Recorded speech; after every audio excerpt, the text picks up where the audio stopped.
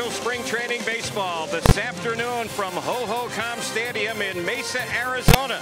The Angels are in town here to take on the Oakland A's. Another beautiful day in the valley here for Cactus League baseball. This is where the Angels played their first spring training game here this spring, and they're back to take on the A's here today. And yesterday, Jose, we saw on the mound for the Angels, Garrett Richards, as he made his third start. Pitched very well, 4 innings, had 7 strikeouts, and he looked to be in top form. Philly guy. The Eagles have landed. Mark Gubas is here. So let's talk about baseball now. So, okay, so if you're a pitching coach, if you're a manager, if you're a fan, and you're projecting the #1 starter to go out there and anchor your rotation, it's good to see Garrett Richards go out there and take care of spring training in those innings and the challenges that come with pitch by pitches against dangerous hitters, as he did yesterday, buckling a Cody Bellinger, slowing that bat down early, and then fastball 96, 97 miles an hour, all building confidence, stamina, and of course putting together a very nice spring, putting away all the concerns about the elbow, #1, the biceps issue with the nerve irritation, and the numbers are piling up nicely for him because we know he's getting his work, stamina, and everything that it'll take for him to be the Angels' ace. All right, Jose, today we're going to see Tyler Skaggs on the mound for the Angels, and he's had some difficulties the first couple of times we've seen him. Home run ball has gotten him. You kind of sense he's still trying to find himself a little bit. You're absolutely right, Terry, because he's kind of been in between. We've seen the very good Skaggs when it comes down to velocity, which he last time out touched 95 miles an hour, and we've seen the Skaggs that can go out there and drop this. Great sliders, great curveballs, elevate, change his arm angle at times and drop down. And a Skaggs that understands, too, that overall it's going to come down to consistency, strike one, and having the ability to do these things right here. The keys for him, go out there and set that tempo. Get the ball, see the sign, and take care of business. #2, velocity at 95 last year, as I mentioned.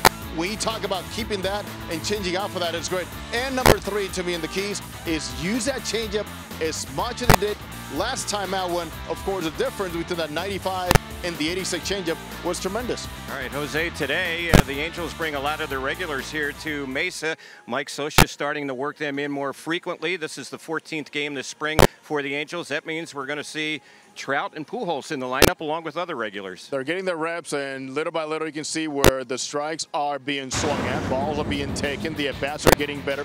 Albert Pujols now going out there, and of course now with a Pujols swinging the bat through the zone a little bit more. Little pull happy, he said to me a couple of days ago, wants to get back to just squaring the ball, getting jammed a couple times, and being late. And of course, Mike Trout, he was 0 for 10 at one point, but came back strong, getting that pitch down there, dipping that shoulder, and having the ability to, of course, get some results. Eric Hinsky working with 2 stars. Here's what he's got to say about their work. He was working the cage. He's in there with a purpose. He does nothing just to do something. He's in there with a purpose and intent on getting something done the right way that day. And it's an honor to be around him, man. He's one of the best of all time, and it's going to be a lot of fun. Mike Trout and the simplicity that he enjoys. What is he like, at least maintenance-wise, to make sure he's on track? Yeah, he's less maintenance for sure on his swing. He knows what he's trying to do up there. He comes in the cage, gets a couple swings off the tee, and goes to BP. He's just trying to just stay consistent with his stroke, just be on time, get himself in a consistent position to drive the baseball, and obviously he's one of the best in the game at doing that. So it's fun to work with him. Jose, Angels and the Oakland A's here today in Mesa. Oakland is a team, they've gotten a little bit younger here in recent years, and they have some pretty good young players. It's played out nicely for them. Matt Chapman coming along very nice, Orange County product. Matt Olson, how about the power this guy showed? But I think for the Angels overall today, it's about taking care of business in the batter's box, and Kendall Graveman, who might be the one guy they face opening day in Oakland. And of course, he had bats against him. You got to go out there and slow him down a little bit more, but also make sure you jump on him, because when he falls behind, it could be fun for the hitters. All right, so we'll see what happens today as these 2 teams get ready to meet up. As Jose alluded to, we'll see the A's in the Bay Area for the season opener here in 2018. We'll have the lineups the start of today's game. It's coming up next here on Prime Ticket.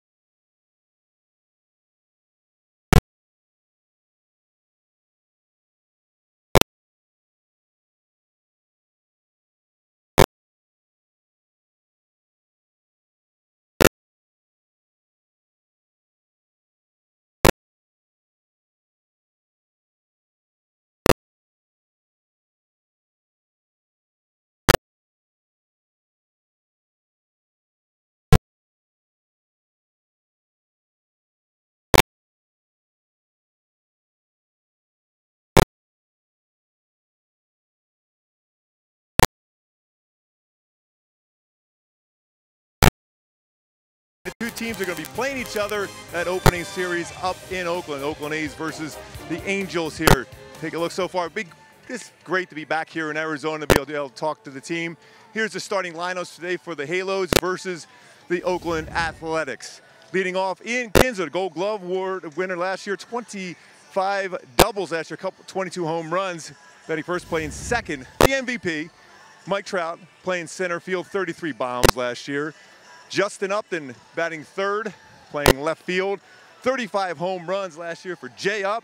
Albert Pujols, 101 RBIs, batting fourth, and DHing. Batting fifth, Cole Calhoun, 19 big flies last year, playing right field and batting fifth. Batting sixth, the Gold Glover, 24 bombs last year. Zach Cozart playing third.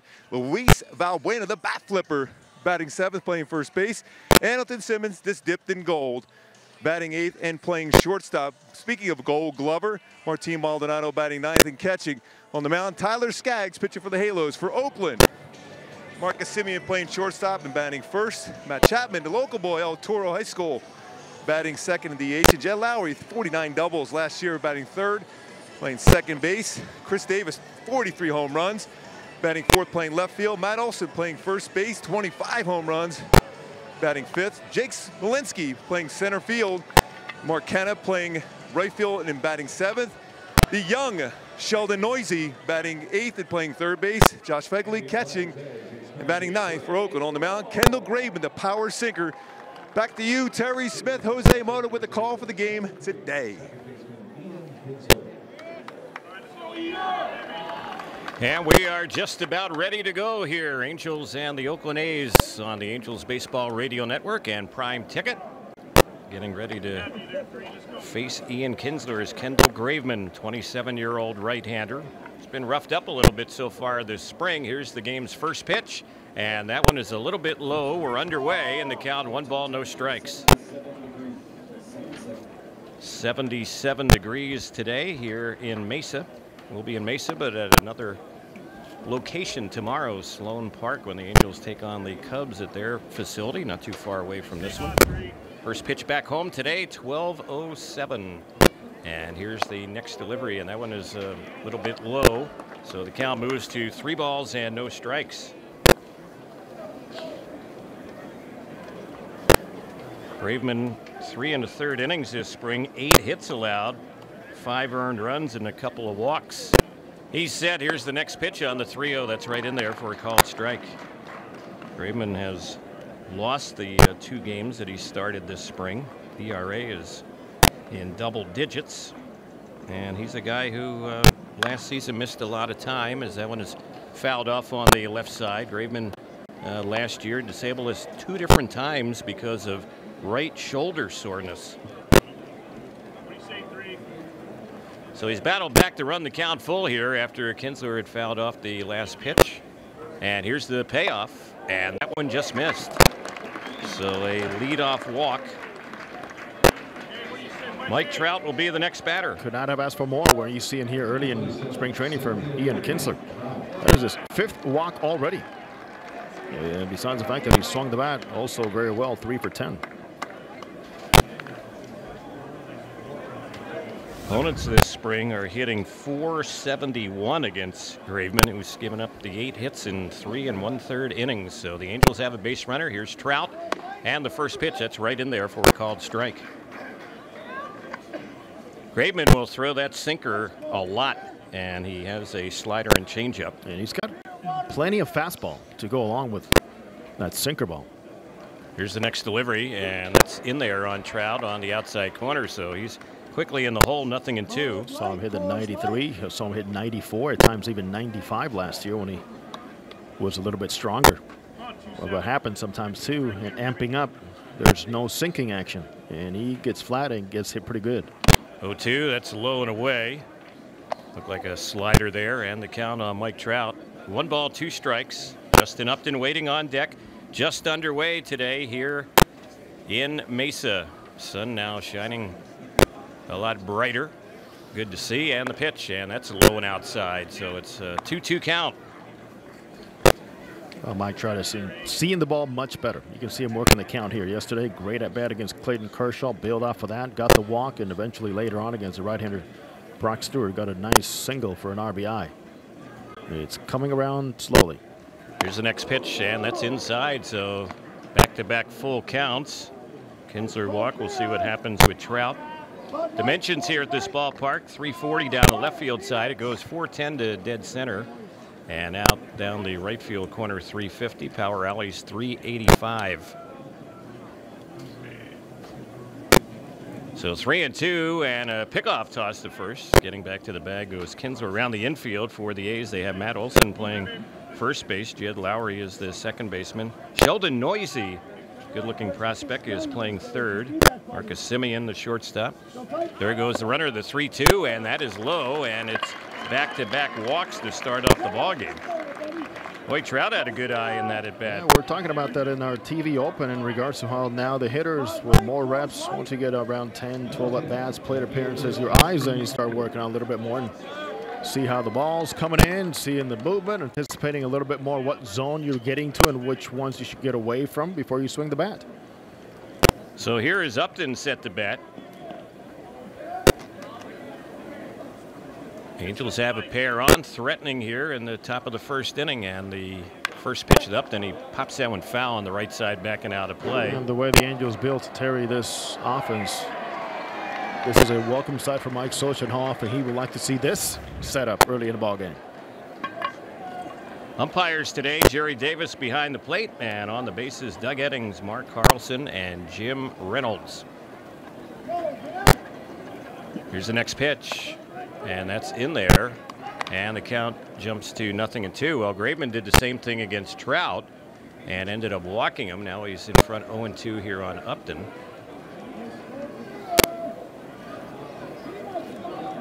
Already 14 pitches here thrown by Graveman, facing just his third batter here in this first inning. And the 0-2.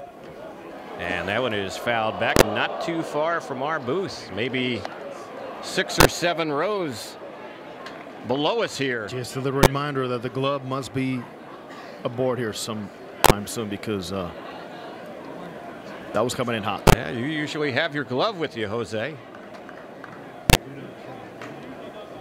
So it's still 0-2 here on Upton with Albert waiting on deck, and the next delivery, and that one was just a little bit outside. Graveman last year against the Angels regular season, 1-1 record, and 5 starts against the Angels, ERA 4.66. Angels usually had a lot of people on base against them.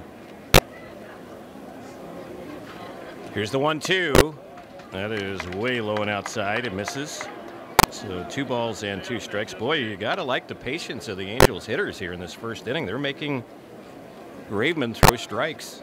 You know what it looks like, Terry?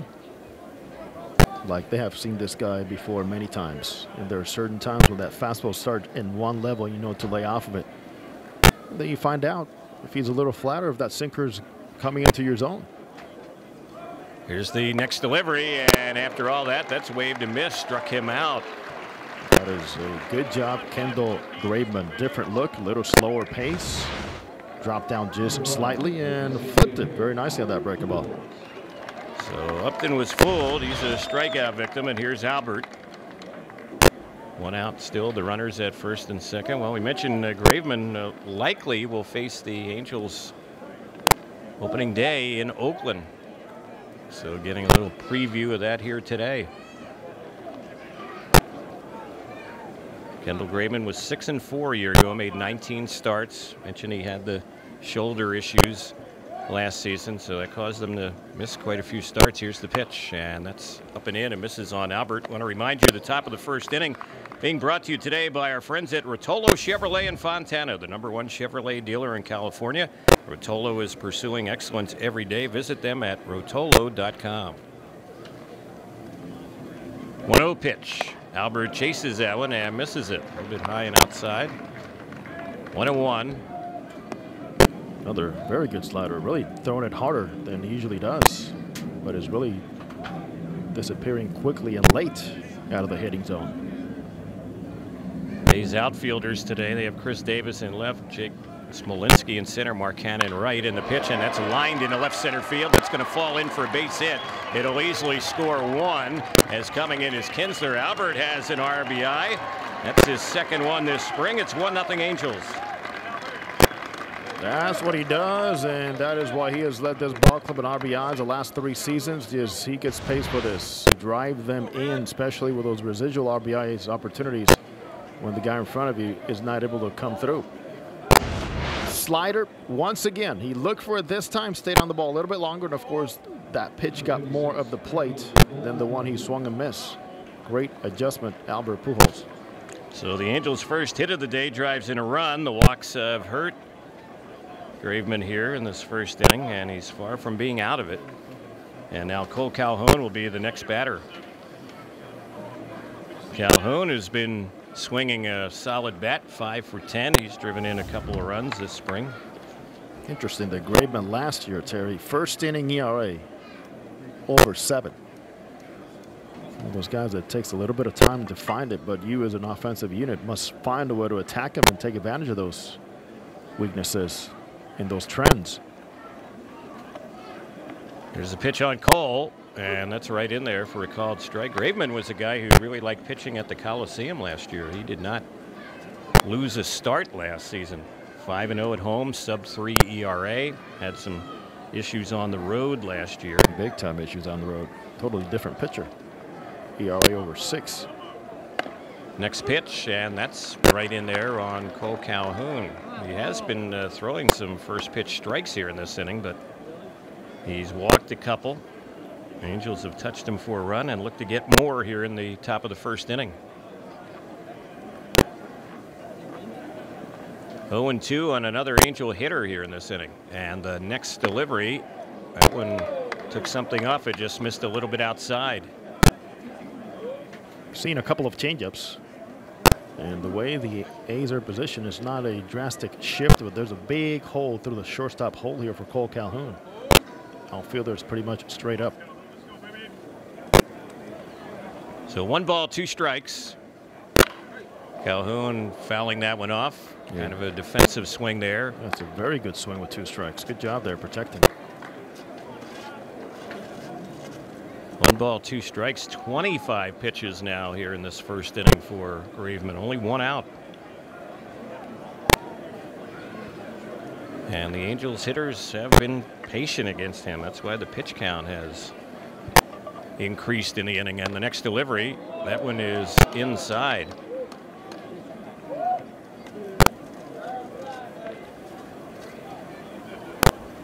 Zach Cozart waiting on deck, number 6 hitter in the Angels lineup today.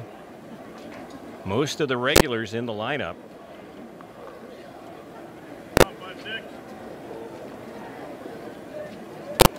So it's a 2-2 count. And a pickoff toss, and back to first base goes Albert. He draws a throw over there. It's leaner. Just never know. Might sneak one in there. Well, Albert will always steal a few during the course of the season. He had 3 last year. And Graveman allowed 7 stolen bases last year in 8 attempts. Here's the next pitch, and this is lifted in the air down the left field side. Chasing is Chris Davis. He's having some trouble with that one, but he makes the catch out on the rim of the track. Tagging and coming in to score from third will be Mike Trout. So it's a sac fly for Cole Calhoun, 2-0 Angels. We talked about the leaner Albert Pujols. He is standing at second base like nothing. So a couple of tags by the Angels on bases. Cole Calhoun, outstanding adjustment throughout that whole at bat. Using again the other part of the field, and gives the Angels a nice lead and another man in scoring position. But advancing up to second. Cozart will step up. Angels have cashed in this inning. Only 1 hit in the inning, but 2 runs. The 2 batters who walked have each scored, and the first one on Cozart. He's taking ball 1.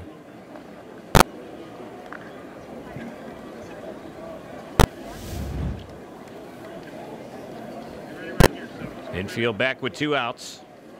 Cozart's 3 for 11 this spring, and he takes that one in there for a strike. 1-1 to count. So Tyler Skaggs is going to have at least a 2-run cushion to work with before he ever throws a pitch today.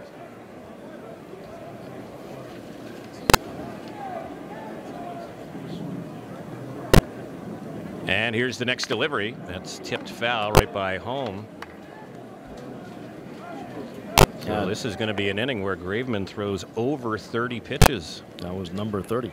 Tied him up a little bit. As Kozar seems to be looking at slider away, and that fastball came right in on his hands. He's got a nice approach to hitting. Quite simple. Little choke up, 2 strikes. Bat on that back shoulder. 1-2. He can wait for that ball to be right on top of him as he's done here. Next pitch he takes in. That one misses. 2 balls and 2 strikes. Kozart saw his power numbers increase last season in what turned out to be his final year with the Reds. 24 homers. That was a career high. He drove in 63 runs. That was a career high. Here's the 2-2. Smacks it hard but foul over on the third base side. Action already in the A's bullpen. After 32 pitches, and the Angels doing a fine job here through the first 5 hitters. Finding ways to score and capitalizing on a couple of walks. 2 balls, 2 strikes. Looks like Raul Alcantara is already warming up over there. Yeah, A's have action in their bullpen. This has been a long inning here for Graveman, who's given up only 1 hit in the inning, and it was a single. But the next pitch will be number 33 here in the top of the first. Here it comes, and that one bounces in, so yet another full count against an Angel hitter here in this first inning. Valbuena would be up next if the inning continues.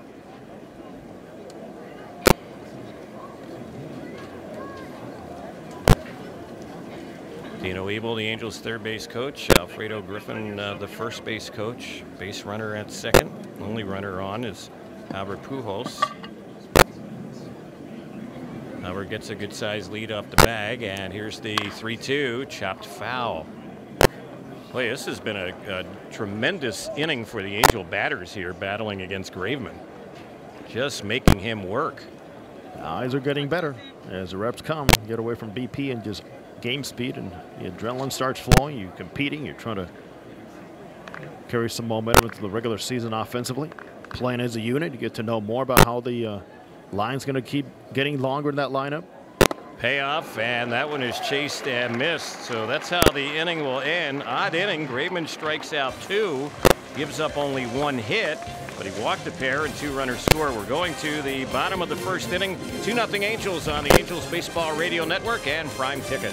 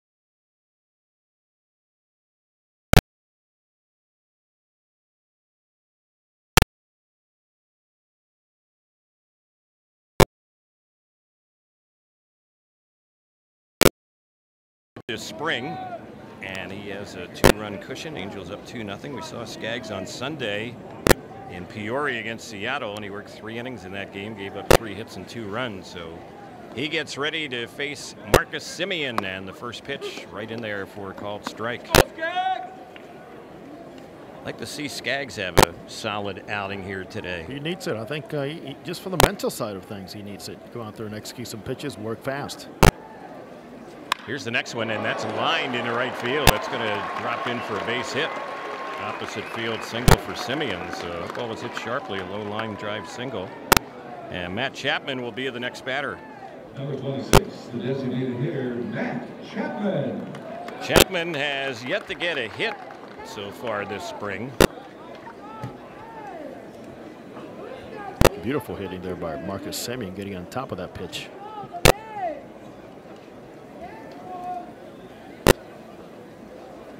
Chapman's had a little hand issue. He's been dealing with some inflammation this spring, and he takes the first one high and away. 1 ball, no strikes. One thing the A's have done throughout the spring, they have hit the long ball. 22 home runs overall. And in case you're wondering, the Angels have connected for 11. A's were 4th in all of Major League Baseball last year. They hit 234 homers. And that one is right in there for a called strike. So let's look at some keys for Tyler Skaggs when it comes down to consistency and these things that he's told me. Tempo. He's the one who said 95 miles an hour last time out. Keep that velocity and incorporate that changeup a little more. There's a pitch that misses. So it's 2 balls and a strike here on Chapman. 84 games last year with the A's, hit 234 with 14 home runs. Right-handed batter. Played some college baseball at Cal State Fullerton. Went to El Toro High School. Former first-round pick of Oakland. And the thing about those changeups, Terry, is the count shouldn't matter all that much. As you're working on it to get a feel and carry into the regular season. Repeat it. Go out there and repeat it. Get a good feel for it. Here's the next pitch, and that's fouled off over on the first base side. So count level, 2-2.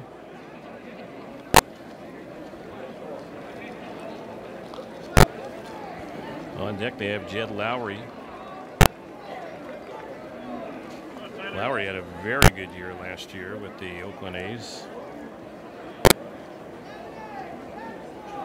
So 2-2 here, and Skaggs delivers, and he gets him on a breaking ball right there. Struck him out. Chapman missing that one. First out in the bottom of the inning. Here's Lowry. Impressive way in which that ball came out of his fingers, because the previous one on the foul ball, he overthrew. The ball got a little flatter, threw it too hard. And quick adjustment, and Martín Maldonado, good job behind the plate, insisting and making sure he went back to that pitch for a quick adjustment. Well, yesterday, even though the Angels lost to the Dodgers, Angels pitchers combined for 16 strikeouts. There goes the runner. Pitches high, throw to second, waiting with the tag, and applying it is Kinsler, and gunned down is Semien. Boy, that throw is right on the money by Maldonado. All the way around, this guy is just superb in understanding his game, controlling the tempo of the game, taking care of pitcher number 1, and then the footwork has been even cleaner. Mentioned that early in camp. I want to clean up my footwork a little bit more, not get sloppy. And impressive tag, boy. Ian Kinsler, Terry, he can put down that glove with the best of them. That was picture perfect, those two, Maldonado and Kinsler. Here's the next pitch. This one is chopped on the left side very softly. It's going to be a tough play, and the throw is going to be late by Cozart. He did everything he could, but that was a slow topper over on that third base side. It's going to be an infield hit. Here's one thing, and now that Cozart's making the adjustment. Full swings, of course, your reaction's going to be playing a new position that close to freeze or perhaps even go back a little bit more. And that is one of the tricks of playing third base on those toppers. At shortstop, you have more time. Full swings, you know, even on a topper, you have more of an angle to come with, and you don't have to freeze as much. You're still moving around more. So the batter here is Chris Davis. He's their power guy, and he is batting cleanup. He takes the first pitch, And the first one misses, ball 1. Terry, is it me or does this guy have the quietest 40 home run seasons ever? Yep. He has hit 85 home runs the last 2 years. 43 last year, and he's had 2 hits this spring, and sure enough, they've each been home runs. He's only 2 for 19 this spring. So it's 2 balls and no strikes on Chris Davis. He will strike out a lot. He struck out almost 200 times last year. Infield is backed up for the most part, although Valbuena playing the bag as he should over there first. And the pitch, that one is a little bit low around the infield. Valbuena, the first baseman, Kinsler at second, Cozart at third. Simmons back in there today for the Angels at short. The Angels have their regular outfielders out there today. Upton in left, Trout in center, Calhoun in right. Maldonado is catching, Albert DHing, and Tyler Skaggs on the mound. 3-0 in there, and it's 3-1. This inning has kind of illustrated the beauty of baseball. The A's have had 3 batters bat. 2 of them have had hits, but they also have 2 outs. The Angels in the top of the inning had 1 hit and scored 2 runs. Let's be efficient, Terry. It's all. Yeah. Here's the next delivery, and that's in there. So the inning here just tells you don't necessarily have to have a lot of hits to score runs. There's no guarantee if you do, you will. Good at best for the Angels. Good counts, working back counts. He's the walk, he's the speed. Pretty much a little bit of everything. Clutch hit from your RBI guy. Adjustments in the batter's box by Cole Calhoun with a sac fly. So Skaggs has worked the count full and the payoff. He had Davis reaching. He fouls it off over on the right side. Well, there were those that when Davis made that change from Milwaukee to Oakland said, well, those home run numbers are only going to go down. They've gone the other way. They've only gone up since he left the Brewers.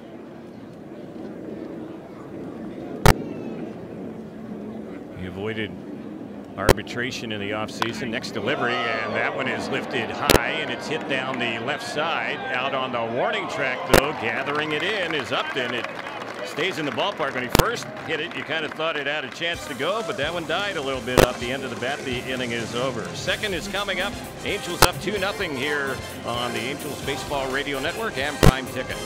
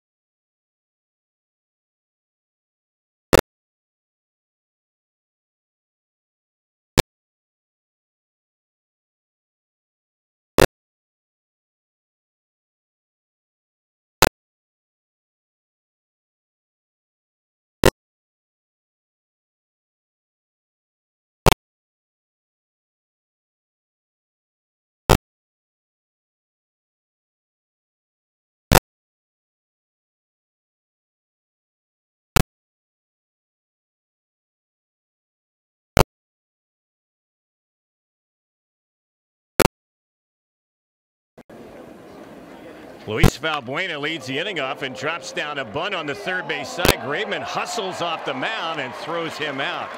Boy, that was a heck of a play there by Graveman. I don't know you'll see a better play than that. Luis Valbuena, smart play. He already has a base hit on a bunt trying to beat the shift, but my goodness, shift or not, it was a pitcher involved who really came out and jumped off the mound. Sliding in one knee, picks it up bare hand and fires away. Valbuena saying, Terry, ¿qué pasó? Really? He never expected Graveman to handle that one, I guarantee you. So, nice play by the A's starter. Quick out, and now here's Simmons getting ready for his first at bat. He's hitting out of the 8-hole, and he takes that one for a strike on the outside corner.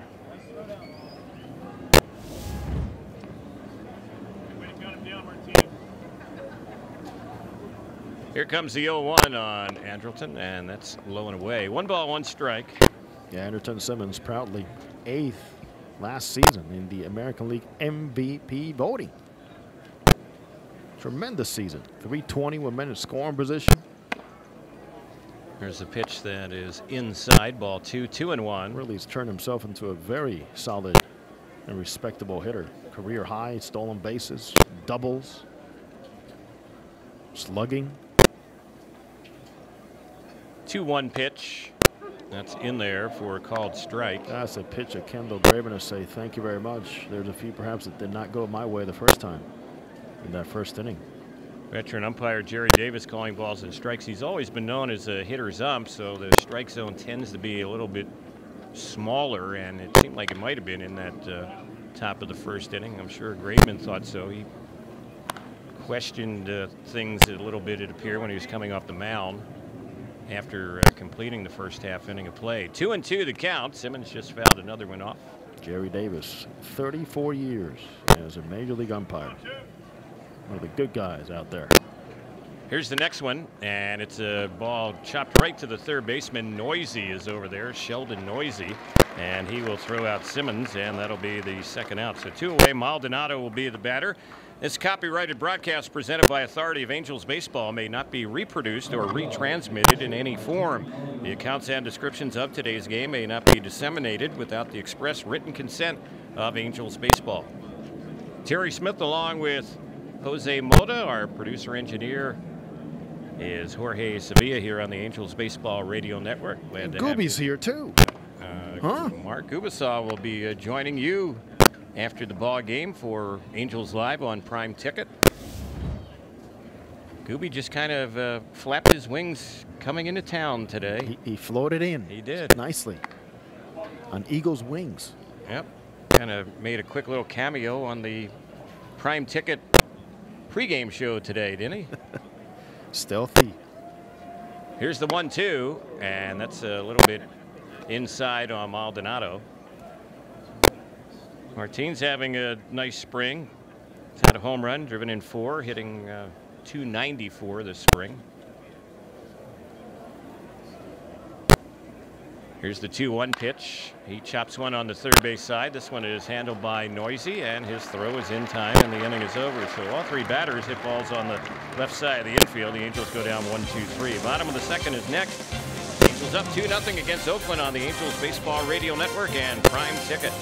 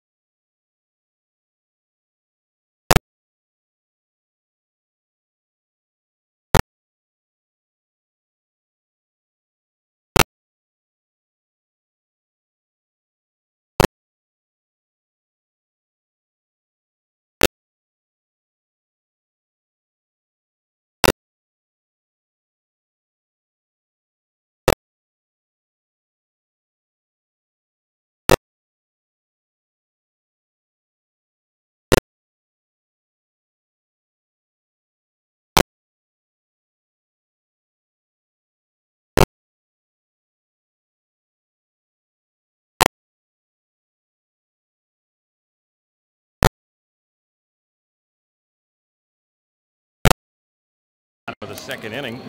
Matt Olson. And then Jake Smolinski and Mark Hanna will be the batters against Tyler Skaggs, 26-year-old SoCal native. On the hill today for the Angels. Nice lefty-lefty matchup here for Skaggs against Olson. He teared up the American League in very few at-bats. 59 games, 24 home runs. Pitch on its way. That one is a little bit low and inside. 1-0. Olson, a guy who hit some home runs last year against Angels pitching. He hit a home run the first time we saw him this spring, and that was in the first game this spring. You're like, oh, there's a shock. Yep. That was against Tropiano. He hit a home run in the bottom of the first inning of that game back on the 23rd of February. Here's the 1-1, and that one is chased and a foul tip right by the plate. 1 ball, 2 strikes. Nice job again by Tyler Skaggs Maldonado in pitting breaking balls, getting a good feel for taking something off of it, and throwing the ball with some confidence. Olson against lefties last year hit 196, 4 home runs. Against right-handers, 280, 20 home runs.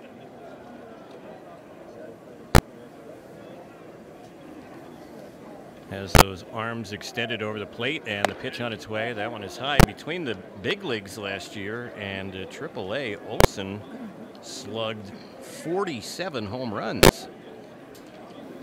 And he drove in over 100 runs between the minors and the majors last year. Here's a pitch he chases and misses, and Skaggs gets him, struck him out. So that's out number 1 and Tyler's second strikeout. Little backward pattern there by Tyler Skaggs. Well done to Maldonado, saying, hey, great job. Some gestures there behind home plate. And now somebody in the Angels dugout asking Maldonado, what was that? Or if that fastball had cut a little bit. Good job there by both executing. So here is Smolinski. And he's a right-handed batter. The pitch on its way. That's in there for a called strike. Smolinski is battling for the center field job with the Oakland A's. And he's having a good spring, hitting over 300, has a couple home runs. Here's the next pitch. That's fouled off over on the left side. Be a new look outfield with a very talented Stephen Piscotty now part of the outfield. Matt Joyce, former Angel, former Pirate, former Ray, hit 25 home runs last year. And of course, Chris Davis. So here comes the 0-2, and Smolinski takes that one high. Player that the A's are taking a long look at in the spring is Dustin Fowler, who can play center field. They got him from the Yankees as part of that Sonny Gray deal last July. Here's the next delivery, and this one is lifted high in the air, and it's hit well into left center field, going back and making the grab out there on the track. And that was gathered in out there on the warning track by Upton, and that is out number 2. Good routes taken by Justin Upton here today. Spacious left center field, cloudy skies, a little easier to track the baseball, as he and Mike Trout had some issues at the end of last season in some of the directions of the ball and some of the balls that were caught. He knows exactly where Mike Trout was here and how much distance he had to carry out to left center field. 2 outs. Skaggs has gotten the first 2 in the inning and delivers a strike here on Mark Hanna.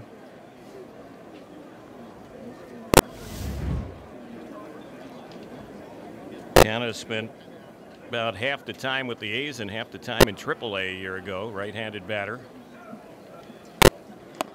And the next delivery on him, he takes that one, misses. 1 ball, 1 strike. Terry, this is a young man that the A's have given plenty of opportunities to. Many of them. Yep. He's now 29 years old, originally in the Marlins organization. And the next pitch, cut and a miss. And at one point, I thought this guy's going to be one of those breakout players. A couple years ago, it just went south. And one Terry Smith and Darren Chen just would not let me forget that. Here's the next delivery, and that one is fouled off on the left side. Well, in his defense and in yours, kind of had the hip problem, and he had surgery on it. And Terry, cover me up. Come on now. Well, I'm trying my best, Jose, but you were real high on this guy. I sure was.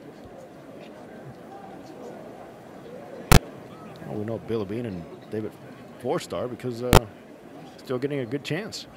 Here's the next pitch. It's bounced softly out towards the shortstop, handled by Simmons. His throw is just in time to get him. And it's a clean inning for Skaggs. He sets him down 1-2-3 here in the bottom of the second. That means we're headed to the third inning. We get back. Angels up 2-0 on the Angels Baseball Radio Network and Prime Ticket.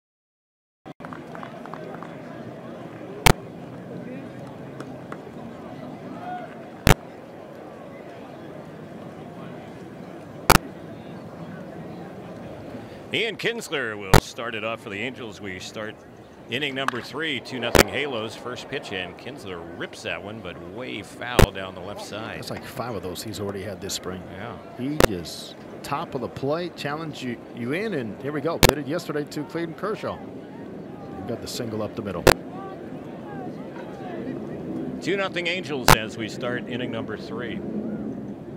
Next pitch, that's lined down the left side. That's a fair ball. It's going to roll all the way down to the 340 sign in the left field corner. Kinsler will just trot up to second, and he is there with a leadoff double. So he continues to impress at the plate for the Angels, and Mike Trout has a chance to drive him in. For Kinsler, this does not even look like spring training. Same swings on foul balls, same approach. Gets dirty. He has a lot to prove. He's playing with an edge. Gotta love his fiery attitude in the clubhouse too. Another very good adjustment. This one against a changeup he stayed back on. So here's Trout, and the first pitch on Mike, and that was a slider. He takes it for strike 1.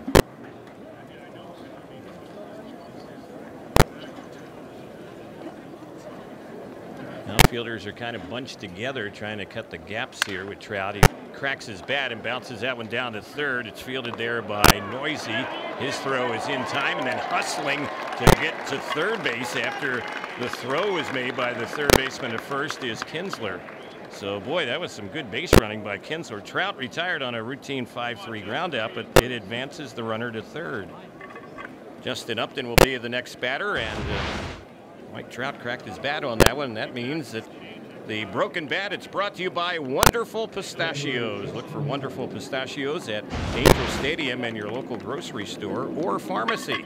Now let's get cracking. Sorry, Trouty. Yep. Here's the pitch, and at the plate is Justin Upton, who tips that one foul off the catcher Fagley. But see what Trouty found? He broke his bat, ground ball third base, but a good base runner turned that at bat into something very positive. Kinsler advancing on that one.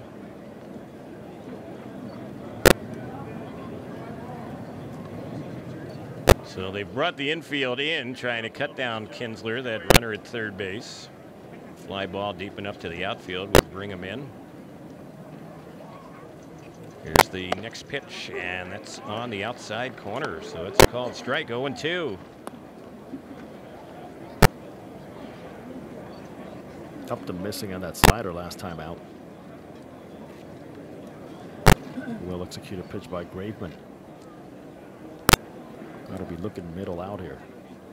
Graveman already 52 pitches as he works here in the third, and the next one, that one was framed by Fagley, the catcher, and it was called a ball. 1-2.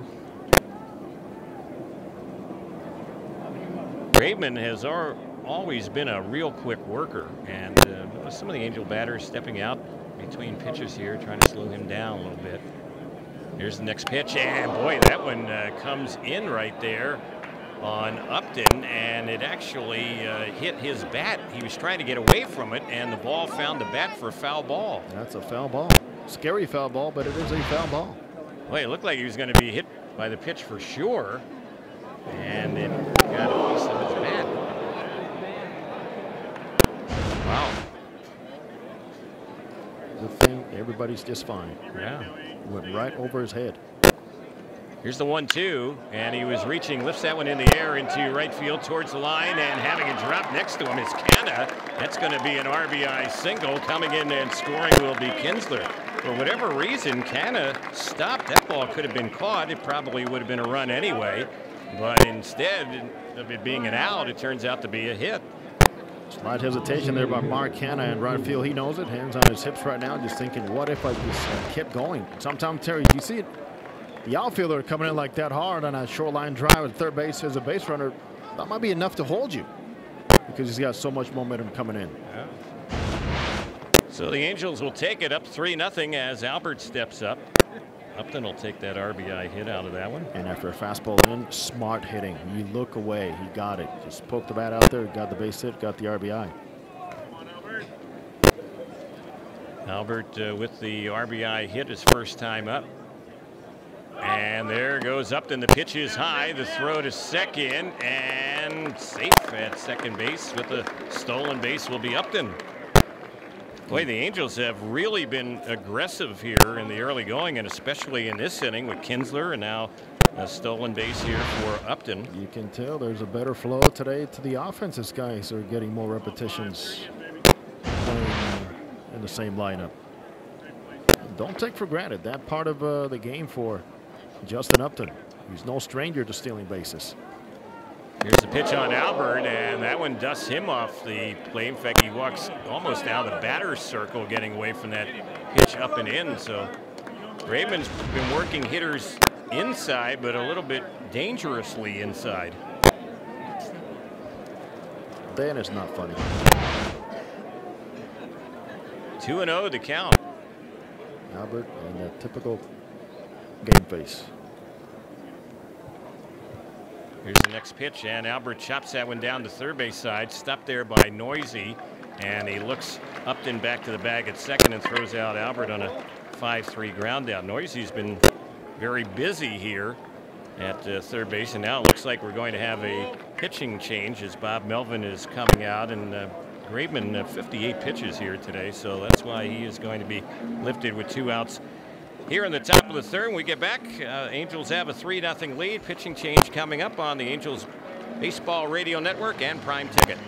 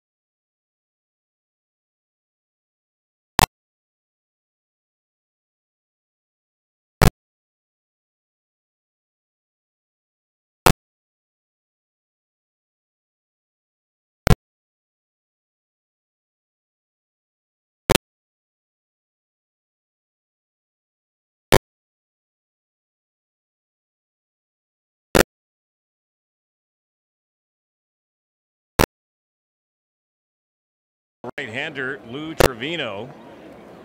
And the first batter he will be facing will be Cole Calhoun. Graveman ends up going 2 2/3.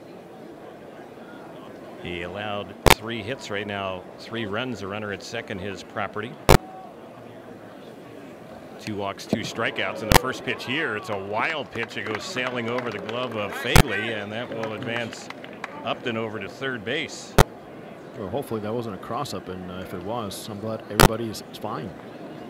Trevino loaded up and fired away. Fastball right by his catcher.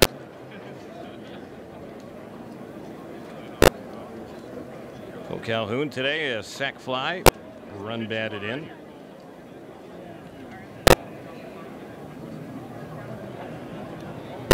Here's the pitch, and that one is cut on and fouled back over to our left out of play. Fans, don't forget to register your little angel for the 2018 Junior Angels Kids Club for only $18. Members receive 4 ticket vouchers, a t-shirt, a lunch bag, and other exclusive merchandise. Visit angels.com/juniorangels for details.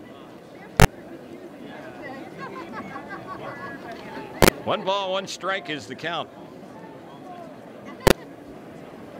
Here's the next pitch, and this is lifted high in the air into right center field. Coming over is the right fielder, and that is Canada to make the catch in front of Smolinski, and that will end the inning. So Calhoun retired, so are the Angels, but a run in the inning, and the Angels had a pair of hits, leave a runner at third base. Bottom of the third is next, 3-0 Halos on the Angels Baseball Radio Network and Prime Ticket.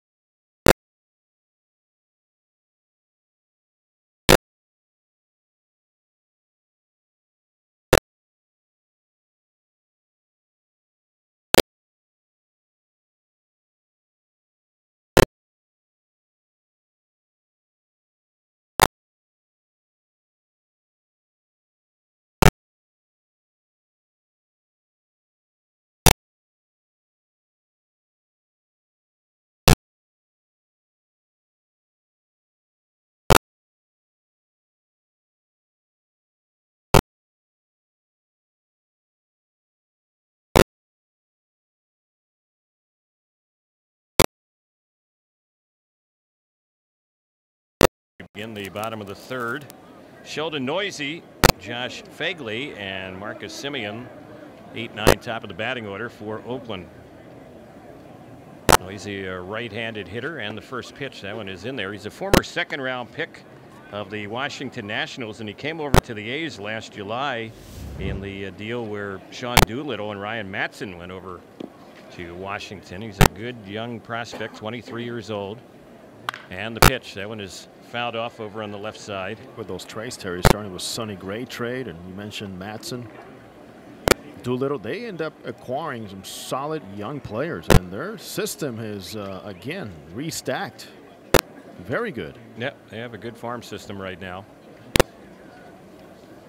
Here's the next one on Noisy, and that one misses. He actually spells his last name Neuse, pronounced Noisy. Got to do a little homework on that one, make sure we don't mess it up. That's right. And here's the next pitch, and that one a little bit low. Having that group of prospects, outfielder Austin Beck, shortstop Nick Allen, Shortstop Kevin Merrill.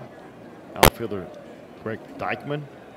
Third baseman Will Toffee. A whole list of players, Terry, that look very good right now. There's a pitch that misses for a ball, and the guy who is definitely their best prospect is A.J. Puck, and he is a left-handed pitcher, first-round pick. Making some noise here in camp. Yeah, he's already had 2 appearances and hasn't given up a run. Noisy is going to be out on strikes right there as he kind of goes back to his dugout, talking to himself. And Skaggs has picked up a strikeout now in all 3 innings. Now a lefty in Jesus Luzardo, who recently here in camp hit 96 miles per hour. And that other group of young players. So here is Josh Fagley, backup catcher for them, and the pitch takes that one outside. He was in 57 games last year, hit just .201. 30 years old. So far, so good for Skaggs.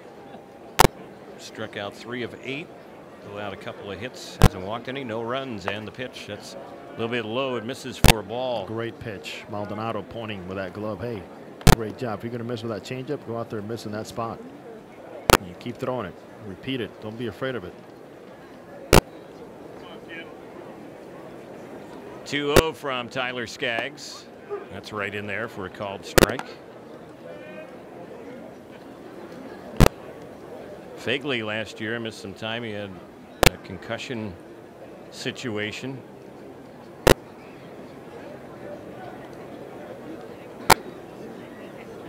Skaggs' next delivery, and that's high and outside, so it's a 3-1 count. Angels and the A's squaring off here today.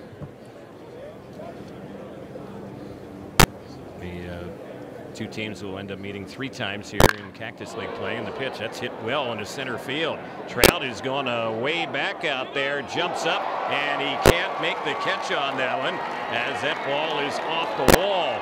Going into third and stopping there will be Fagley. Well, it sent Trout all the way to the wall. He gave it a good shot. Well, Mike Trout getting to work a little bit on that hang time over against the wall. He took his time to get there, then accelerated. Almost nabbed it off the hitter's eye, which is, of course, in play here in this ballpark. And a friendly carom for Fagley to make it easily into third base. So the batter now is Semien. 1-out triple. Angels have not brought the infield in, and the pitch, and the first one is off speed. It misses a little bit inside. 3-0 Angels. We're in the bottom of the third.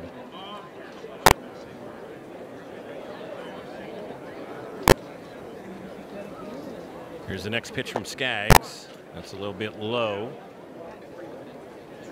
Semien got a base hit, leading off the A's first inning today. We're in the third. It's 3-0 Angels.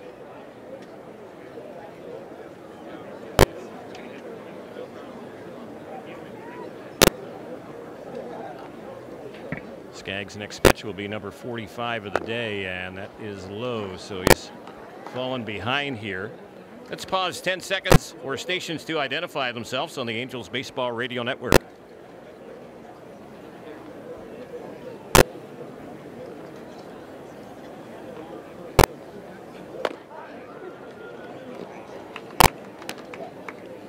On the 3-0, taking a strike is Semien. It's now 3 balls, 1 strike.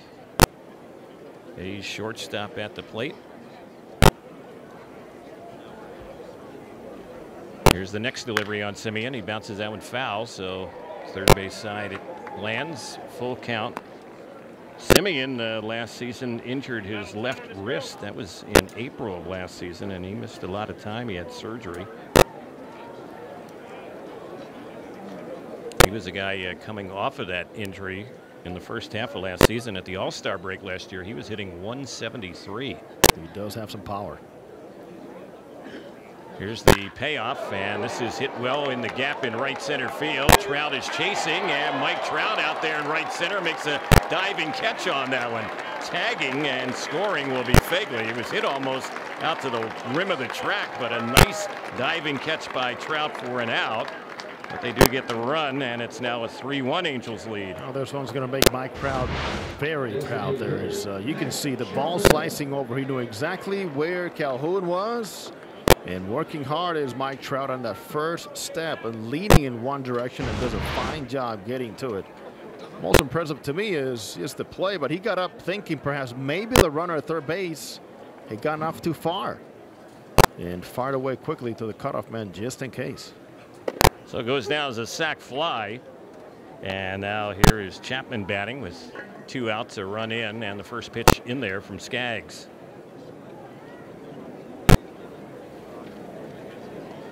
Here's the next delivery. Fastball misses in. Checks his swing. Does Chapman, they say, was holding.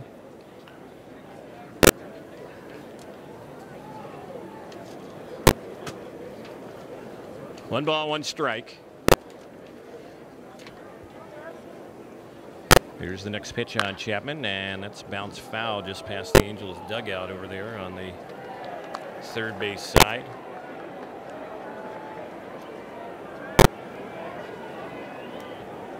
One ball, 2 strikes.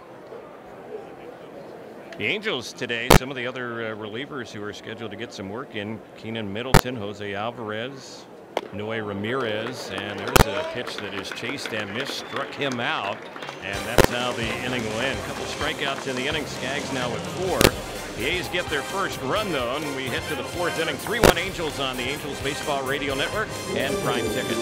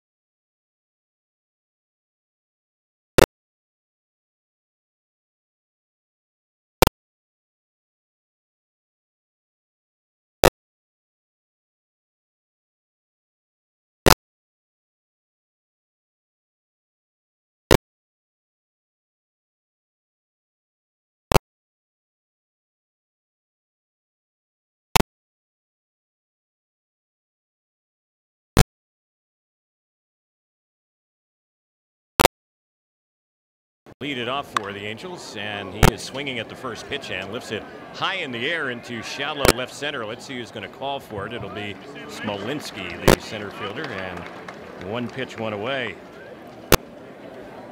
Oh, catching the baseball, a big problem last season for the Oakland Athletics. They led the major leagues with 121 errors. And it's amazing how those errors were spread out. 14 errors, Terry, coming from the catching position. 30 errors coming from the third baseman. 10 errors from the first baseman. And 24 errors from the shortstops. That's a lot of E's, man. Yep. Worst fielding percentage in the majors. .980 fielding percentage last year. Just think about that. 14 from behind the plate. And they probably had some pass balls to add to the errors when it was all said and done. Here's the 1-0 pitch, and that is in there for a strike on Valbuena. This is still Trevino working. He came in, got the final out in relief of Graveman. Defensively, the infield position with the most solid performance was second base, only 8 errors last year. Next delivery, and that one misses for a ball. 3-1 Angels, 2-1 is the count as we begin the 4th inning. We'll check out the out-of-town scoreboard. It's powered by the new 2019 Jeep Cherokee. Embrace every new opportunity with a newly redesigned exterior and 31 highway MPG. Test drive one today, and there's one nubbed foul over on the first base side. Around the Cactus League in the 2nd, Royals up on a White Sox split squad 3-0. The other White Sox split squad tied with Texas 1-1 in the 3rd. Milwaukee leads Arizona 3-2 in the 3rd. Also in Cactus League play, Cubs lead San Diego 5-0 in the 2nd. Later on tonight under the lights, Cleveland will take on the Dodgers as Valbuena fouls that one back to the screen. And in the 2nd inning, Reds have a 1-0 lead against the Rockies. And another night game here in Arizona will be this evening between Seattle and the Giants in Peoria. Yeah, this was a quick turnaround for the A's that he played last night.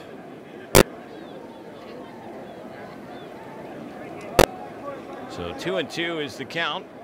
And here's the next pitch. Grounded sharply, but right at the first baseman. Olsen is over there. He'll make the stop, and unassisted play is out number 2. Simmons will be the batter. Around Florida today in the Grapefruit League, we do have a couple of finals. One of them, Cards beat Miami 5-4. The other one, Toronto over Baltimore 9-3.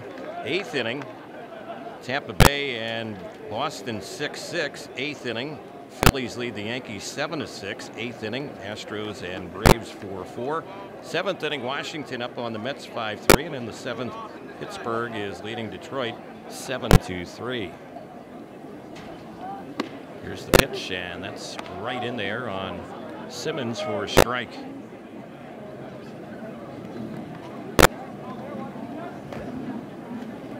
Trevino, a player in their camp who has opened up some eyes a little bit this spring. Here's the pitch. This one is chopped to the shortstop, fielded there by Simeon, and the throw is in time.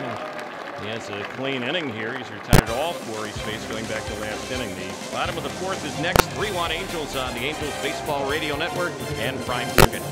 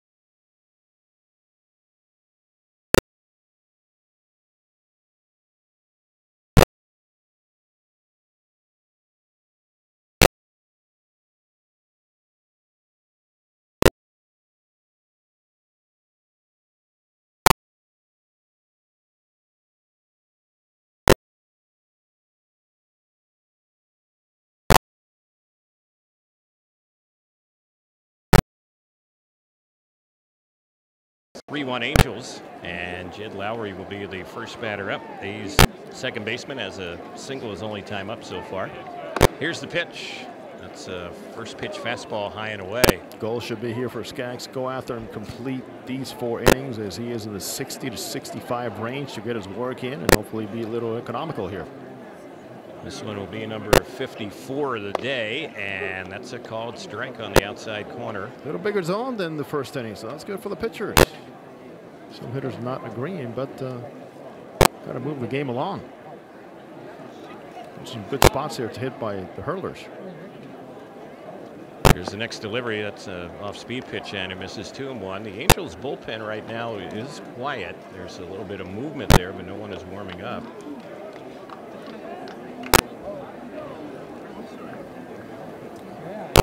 Two balls, one strike. A's have action in their pen, and the next pitch, and that one is high, so it's a 3-1 count on Lowry.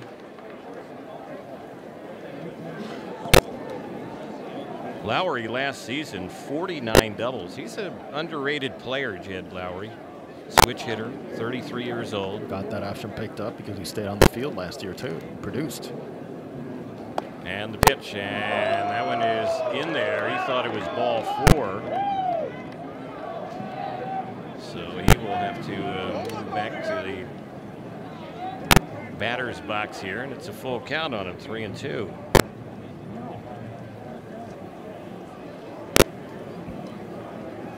Of those 49 doubles last year, 14 homers for Jed Lowry. And here's the next pitch. He chops this one on the left side. Simmons will throw to first, a little bit low, but handled over there by Valbuena. And that will be the first out. One away. Here's Chris Davis, the cleanup man. Hit it to Simmons. Impressive play by Mike Trout in right center field, and he just could not hide how proud he was. Dino Evil, Terry. Saw Dino how hard he works in the mornings with Mike Trout, and reminding him of a few things to do better. His catch was made. Right center field. Certainly the conversation continued all the way to that dugout. Ron Simeon last inning, he had a sac fly on it, but he thought he probably was going to have an extra base hit.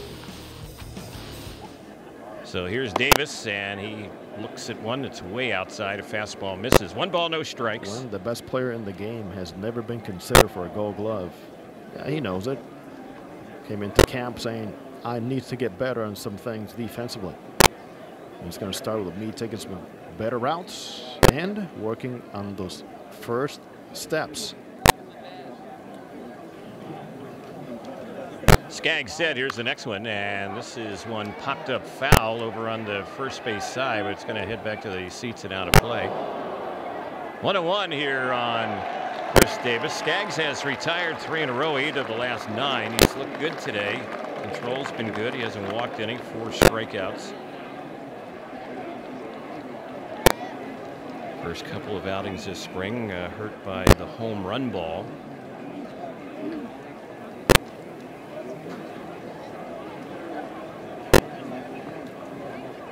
Here's the 1-1 pitch, and that's on the outside corner. And Jerry Davis is kind of an interesting umpire for Skaggs because he doesn't call a whole lot of strikes. Tell you what, Skaggs has been so consistent, even when he misses, that he's gained some of these strikes he's getting on. Yeah. Good for him and good for Jerry Davis. 1-2. That one is tipped foul over on the third base side over by the Angels dugout. 1-2. Terry, you want to speed up the game a little bit? That little box they call a strike zone. Right. Let's make it a little bit bigger. You watch. You know that box is really hit around 47% of the times. In other words, guys are swinging outside that box and crushing balls. So why the big complaint? Yeah. Here's the next pitch. It's fouled back upstairs. The pitchers wouldn't talk to complain. Googie about that. The pitchers wouldn't complain about it. That's for sure. You widen the strike zone a little bit. If you freeze contact on where guys are hitting balls and how far they're hitting it, you'll see how many of those are outside that box. So.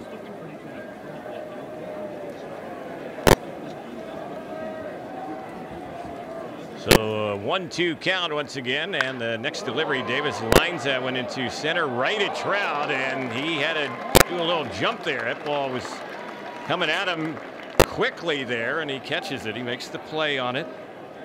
It was on top of Trout before he knew, and he had to do a little bit of a vertical leap right there to grab that one. Toughest play for a center fielder there it was. Line drive right at you. You freeze. You hope the ball is not going to take you back because it's a lot tougher to go back on it once you freeze. And Trout does a fine job athletically in getting to it. 2 up, 2 away here in the inning, and the batter is left-handed hitting Matt Olson, big power hitter. Takes the first one, and that pitch misses ball 1. It's 1 ball, no strikes. Olson goes about 6'5", 230-pounder, and he's a pretty patient hitter. Here's the next pitch. He rips that one down the right field side. Fair or foul. That is a fair ball, and that ball there is going to bounce over the wall for a ground rule double. Those are quick hands. He tried to sneak a fastball by him and he struck him out in the first at bat and just couldn't do it. He does a good job, and he starts with those arms way out extended over the plate, and before you know it, he's tucking them in and getting those hands in the barrel in good spots. And now we see Mike Socia coming out of the dugout. The Angels did start to get some action going a little later into this inning, and we will have a pitching change. So Skaggs is done for the day. Ends up going 3 2/3. He will leave the ball game with the lead. We will have a pitching change, take a break. 3-1 Angels pitching change here in the bottom of the 4th on the Angels Baseball Radio Network and Prime Ticket.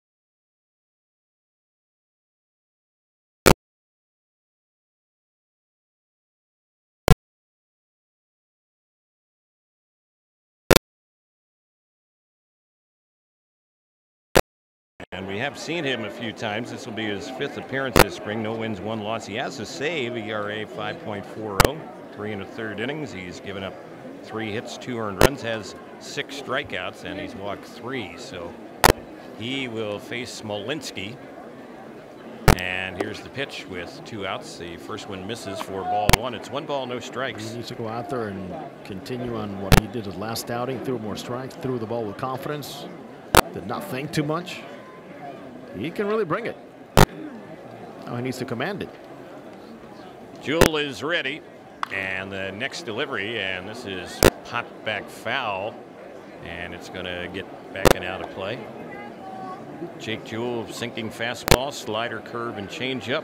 Pitched at Inland Empire in AA Mobile a year ago. It was about 6'3", 215-pounder.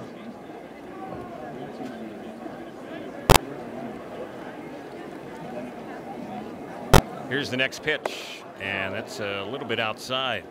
So right now the numbers on Skaggs, and the runner at second is his property. Tyler went 3 2/3. He allowed 4 hits, a run earned. He did not walk any, and in the strikeout department, he had 4. Next delivery. That's a breaking ball. It's high and in. So Jewell is falling behind 3-1 here on Smolinski. Canna would be up next.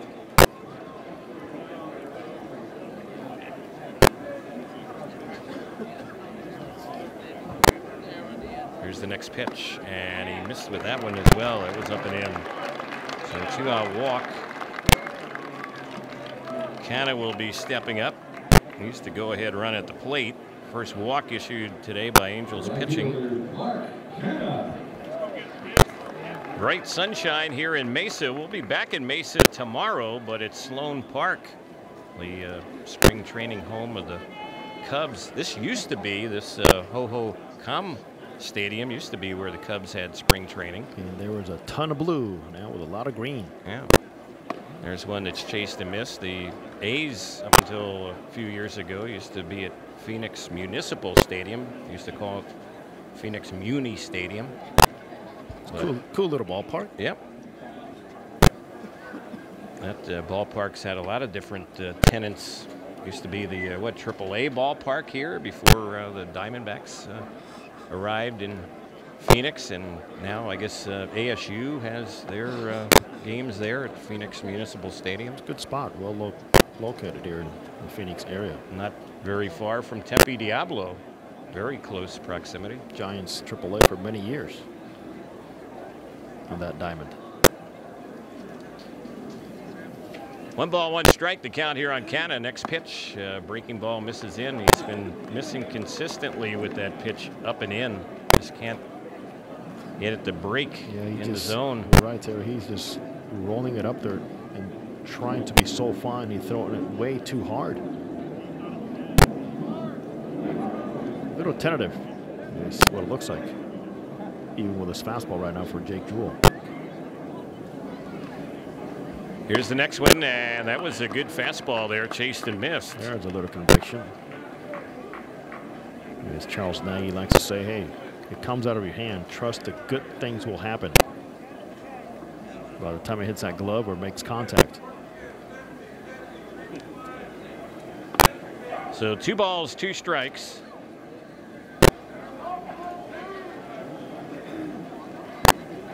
See if Jewell can get Canna. Everyone's set. Here's the pitch, and that one misses inside. So he's run another full count.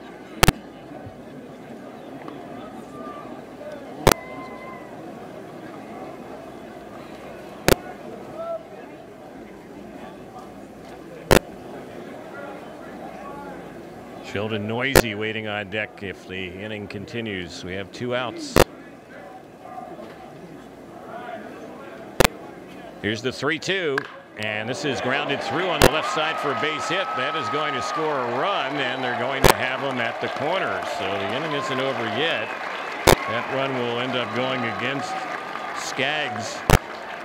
So he allows 2 earned runs in 3 2/3. Jewell, since coming in, has walked a batter, now given up a 2-out RBI hit, and Sheldon Noisy will be the next batter. Well, Mark Canna does a fine job just recognizing some of the things that Jewell has been doing in terms of just a pattern, either fastball, slider, or when the ball's coming out of his hand. You can see it very clear there. All anticipating because of counts. He timed the velocity very well on that fastball.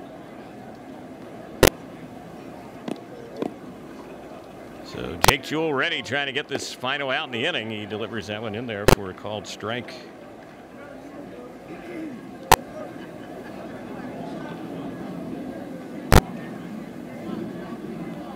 Jake Jewell had a rough year in the Angels system in 2016. Bounced back last year between A-ball and Double-A.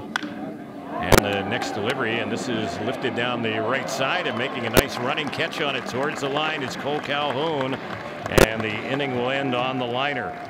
But in the inning, the A's get their 2nd run of the game. They had 2 hits. They also leave 2 runners on base. 5th inning is next. Right now, 3-2 Angels on the Angels Baseball Radio Network and Prime Ticket.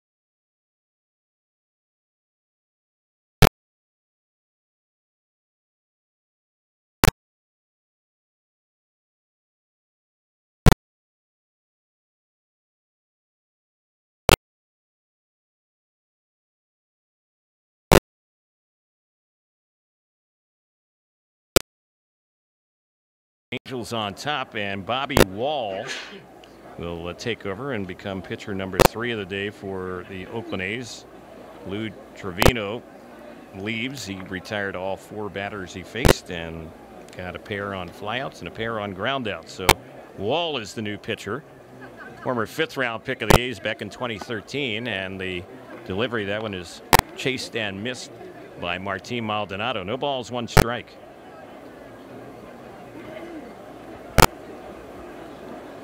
Wall missed some time last season when he was in the A's minor league system. He had a right shoulder strain.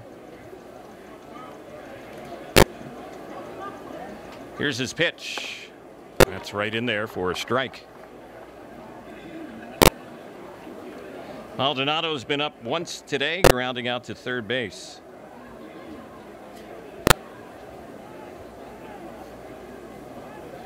Right-hander against right-hander. And here's the next pitch. That is a called 3rd strike. And Martin does not like that call by the home plate umpire, Jerry Davis. Fans, don't forget to join the Angels April the 21st for the 8th annual Angels Baseball Foundation 5K and Fun Run. First 5,000 registered runners will receive a race T-shirt, finisher medal, and 2 ticket vouchers good for a select Angels 2018 home game. Register today at angels.com/5K. Here's Ian Kinsler, the leadoff man for the Halos today. This is his 3rd at bat. He's gotten on a couple times, scored 2 of the 3 Angel runs, has a hit and a walk, and he takes the first pitch here, and that one is in there for strike 1.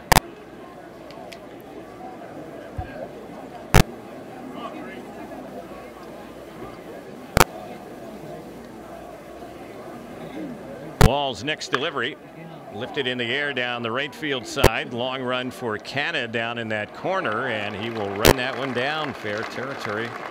Kind of disappeared from our view, but makes the grab, and that'll be the 2nd out.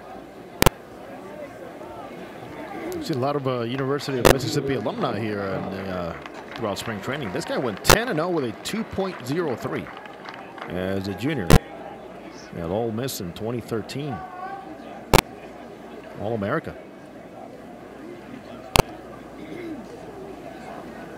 So here is Trout ready to face Wall. Mike today is 0 for 1. He has a walk and he scored a run.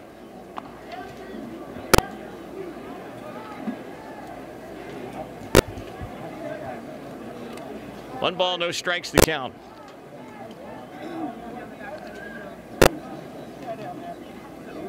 Here's the next pitch, and he worked inside there on Trout, misses with that one. Here's a team that throughout the years have thrown Mike Trout a lot of fastballs, especially up in the zone, in spring training and in the regular season.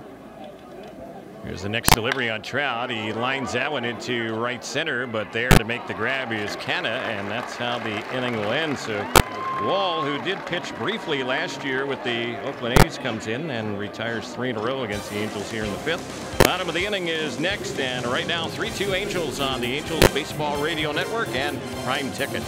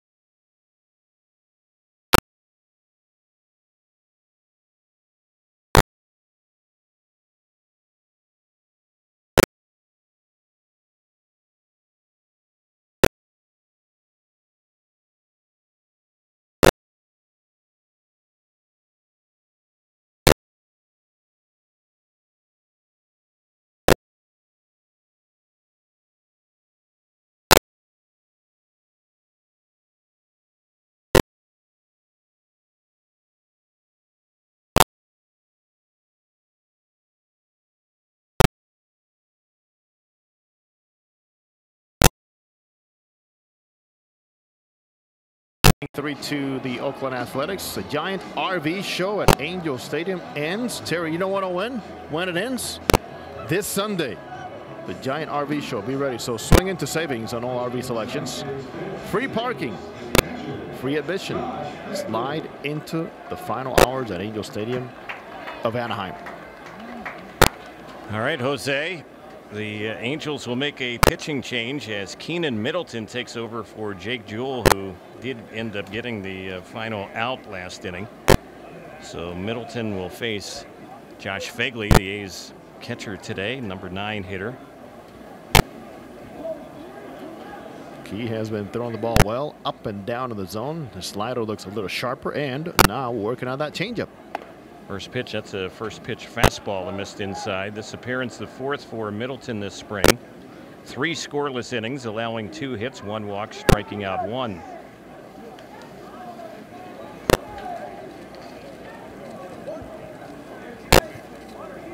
Middleton is ready. And here's the next pitch. And boy, that hits the batter right in the helmet. And Phegley is standing up. That's quite scary. Well, boy, you never want to see that happen. And that pitch got away, and Phegley got drilled. So now they're going to check him out. Pitch gets away, somebody throwing 90, 91, but now you're talking about a guy throwing close to triple digits. And Middleton himself up on the mound, a little shaken up. We talked about it, Phegley's first time up, and he got a triple and scored their first run, but he had some concussion issues last season. That's a good point.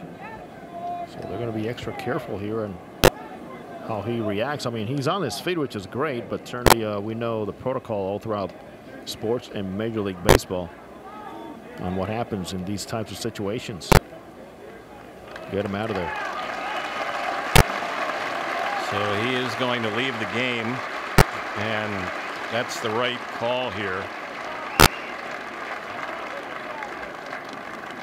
He never left his feet. He got hit by that pitch, and it knocked the helmet right off his head, and he was just standing there, obviously a little groggy, and they're making the right move here to just let him go back to the clubhouse or their and if there's any medical area, just to make sure he's okay. What's fortunate is just he was able to turn his face and not be facing the baseball as that ball's coming in. Able to turn his head. So Dustin Garneau will be the pinch runner, and he will probably stay in the game behind the plate as well. He's one of their catchers on their roster today. And at the plate now is Simeon, and first pitch, and that one is right in there for a called strike.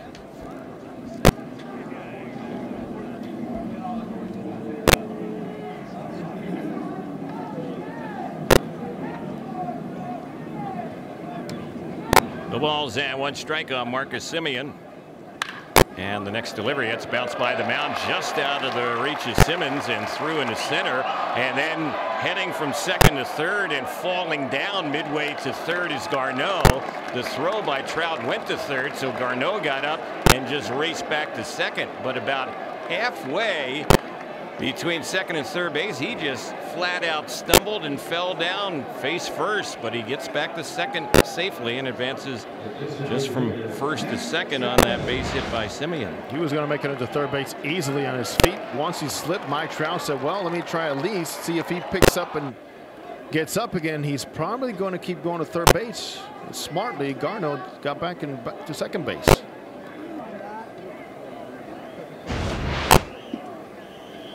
So 2 are on. And now Chapman at the plate.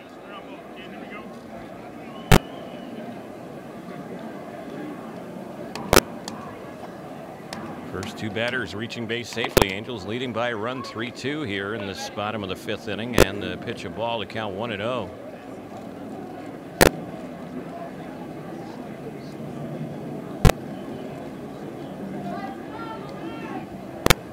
Middleton's first inning of work is having some difficulty here, and that one is fouled off on the right side, backing out of play.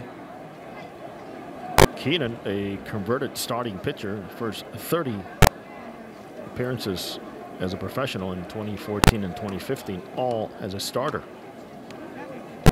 And then came the transition to the bullpen.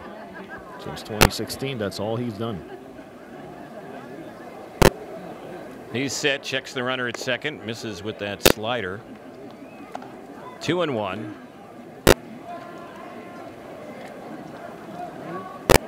Middleton looks a little thicker this season. Yes, he is. He's gained some weight. Strong young man, big trunks. And the next pitch, and that one is chased and missed. Really came into his zone in the Angels' eyes in 3 minor league levels in 2016. 46 games, 65 in the third innings, only 47 hits allowed, struck out 88 batters, and then he was in camp and catching the eye of everyone. So he has 2 strikes on Semien, who will strike out, and the next delivery, or I should say on Chapman, that one's fouled back up above. Yeah, Chapman, big time power. The A's traded Ryan Healy. The youngster hit 25 home runs last year to the Seattle Mariners, and Healy now also out of action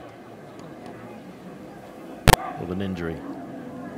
Here's the next pitch. This is popped in the air, very shallow on the right side. Going back is Kinsler, and he will make the catch right near the foul line over there, and then fires the ball quickly over to third to prevent any advancement by Garneau, that runner at second. So Chapman is set down, and Jed Lowry will be the next batter. Second baseman, Jed Lowry. Must be having a little problem with their, well, just as I say that, it changes with their big scoreboard out in left field, because the entire time Chapman was batting, they had Semien's big picture up over there, and now they have things corrected out on the scoreboard. And it doesn't take away that is a beautiful display here. Yeah, high definition board. So here's Lowry as he bats from the left side against the right-hander Middleton. Checks his swing and bounces that one through the left side, and that's going to be a hit, and it's going to score a run. That was a check swing right there, RBI single, and now it's 3-3. And concern now, Anderson Simmons rolled awkwardly on that left shoulder, and he is a little shaken up himself. He is going to be attended to right now. Simba kind of flexing that left shoulder of his. And keep in mind, he did suffer an injury 2 years ago, diving for a ball when he ruptured some ligaments in his left thumb. Always a scare when you see something like that happen with somebody that's so important to the Angels as is Anderson Simmons. Making a solid effort and trying to knock that ball down. He's going to leave, and you just kind of got the feeling watching Mike Socha out there telling Simmons, hey, you're done for the day. I don't care what you're going to tell me here. And sure enough, he will be lifted, and hopefully nothing too much to worry about. We'll find out hopefully later on here. Now, the ball did not have a lot of speed going through on a check swing. Ball made it through the infield barely, and Simmons did the impossible and tried to knock it down somehow.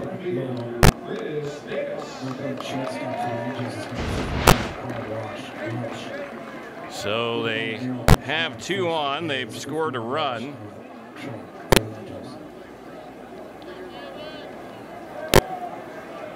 Looks like Kevin Merrill has come in to run for Lowry. And Colin Walsh has come in to play at shortstop. 3-3 is the score. Simmons leaving with an injury in the pitch, and that one is blasted out into left center field, and it hits off the wall. Ball's in play. 1 run will score. 2 are in. The batter Davis is easily going to get to third as he brings in a pair, and now the A's have gone on top in this ball game. That's a 2-run triple. It's the second triple of the day they've had, and ever since Middleton hit the first batter here in the inning, Fagley He's having some trouble recovering from that. Right after that, Charles Nagy made a stop at the mound just to try to clear his head. And now, after all, you see a Keenan Middleton. The Browns could have been affected by that, but nonetheless, the Oakland Athletics just jumping on him. Hit batter or not, they have capitalized on whatever door the Angels have opened here by Keenan Middleton on the mound. So Ramon Laureano is going to pinch run.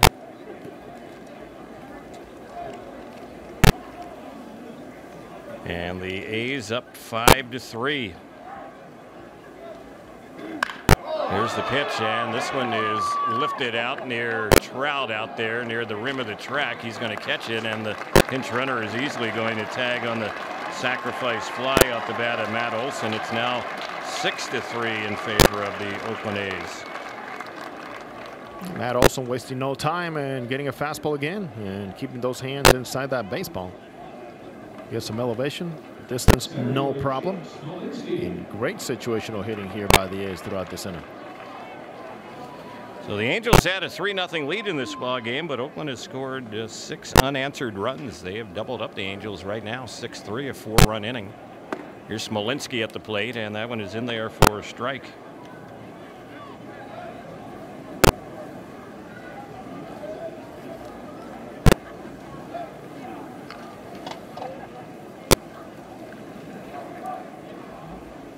Here's the pitch, and checking the swing on that one, holding up is Smolinski. 1-1 the count.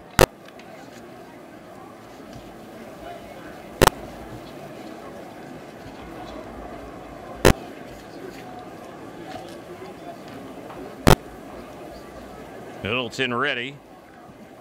Here's the next delivery, and that one is low and outside.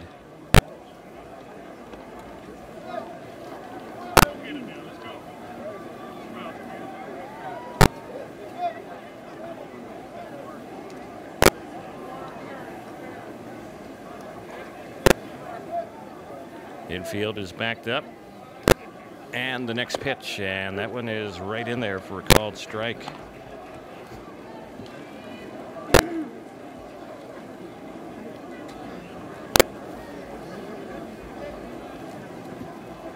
Well, we'll keep our fingers crossed as far as Simmons having to leave the ball game. No doubt. Just what the Angels and Angels fans did not want to see happening here today. Here's the next pitch. That's fouled back up above us, out of play. So it's a 2-2 count.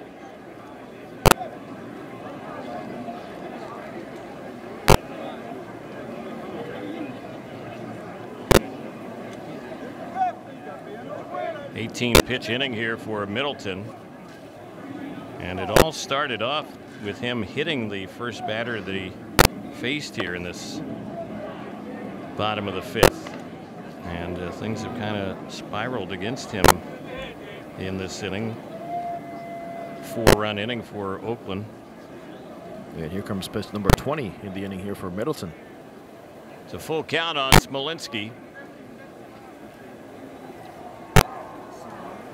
And here comes the pitch. This is a high fly ball, little pop-up that's out behind second and right on the first foot of the outfield grass. Making the catch on it is Kinsler, the Angels' second baseman, to end the inning. But they send 7 to the plate, and they score 4 of them, and we head to the 6th inning with Oakland up 6-3 on the Angels Baseball Radio Network and Prime Ticket.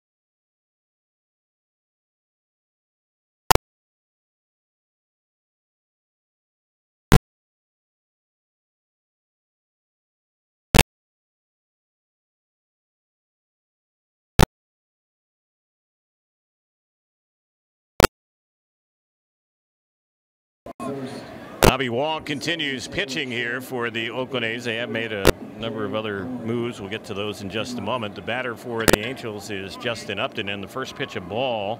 The count 1 ball, no strikes. And here's the next delivery, and that one misses inside for a ball. Kevin Merrill is now playing second base for them. They have a new first baseman as well. That's Slade Heathcott.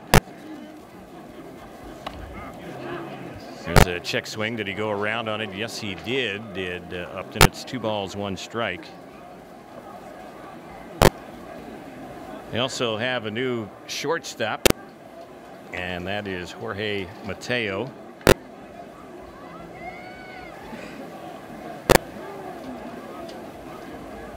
Here's the next pitch. That one misses high for a ball. They have a new center fielder, and that was one of the pinch runners they used in the bottom of last inning. Ramon Laureano has come into play center.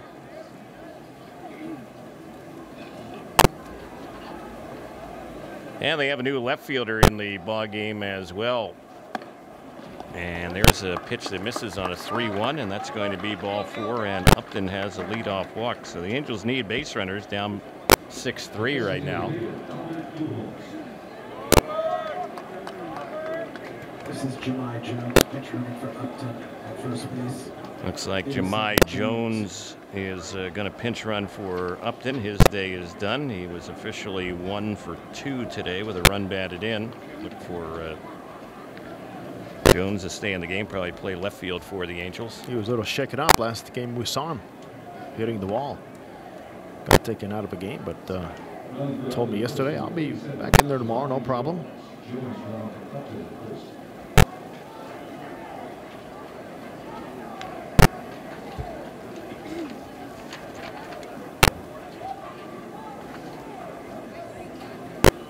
Here's the pitch, and Albert at the plate, and the count 1-0.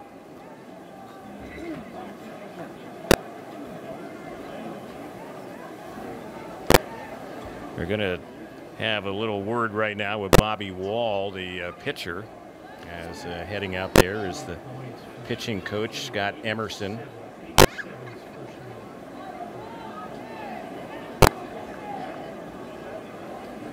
Well, Terry, good to see some of the future here for the A's as they're projecting Mateo at short, a top prospect, and Merrill at second base.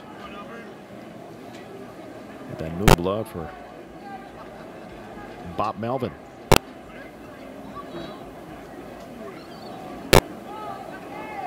So here is Albert digging in, and the pitch, that's a breaking ball right in there from Wall.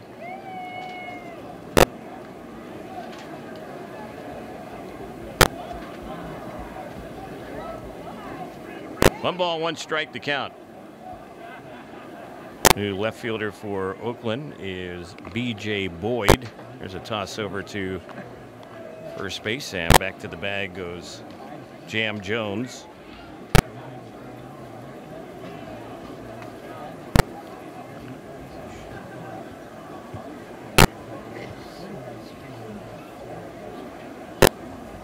Here's the next delivery. It's fouled back upstairs, out of play. So the count's 1 ball, 2 strikes. We'll check things out on the out-of-town scoreboard for you in just a moment. It's brought to you by the Ram 1500. It's Ram Truck Month, so hurry in for a great deal or visit ramtrucks.com to check out the powerful Ram lineup. Cactus League. Royals have a 9-0 lead against a White Sox split squad. That's in the 4th inning. The other White Sox split squad is leading Texas 2-1 in the 5th. Here's Albert taking high. Also in Arizona today, Milwaukee leads the D-backs 6-4 in the 5th inning. Cubs all over the Padres 9-1 in the 4th. Rockies up on the Reds 2-1 in the 5th, and a couple games under the lights tonight. Dodgers will be playing the Cleveland Indians, and that'll be in Goodyear. And in Peoria tonight under the lights, Seattle will take on the Giants.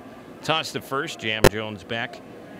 Number of finals as far as the Florida Grapefruit League.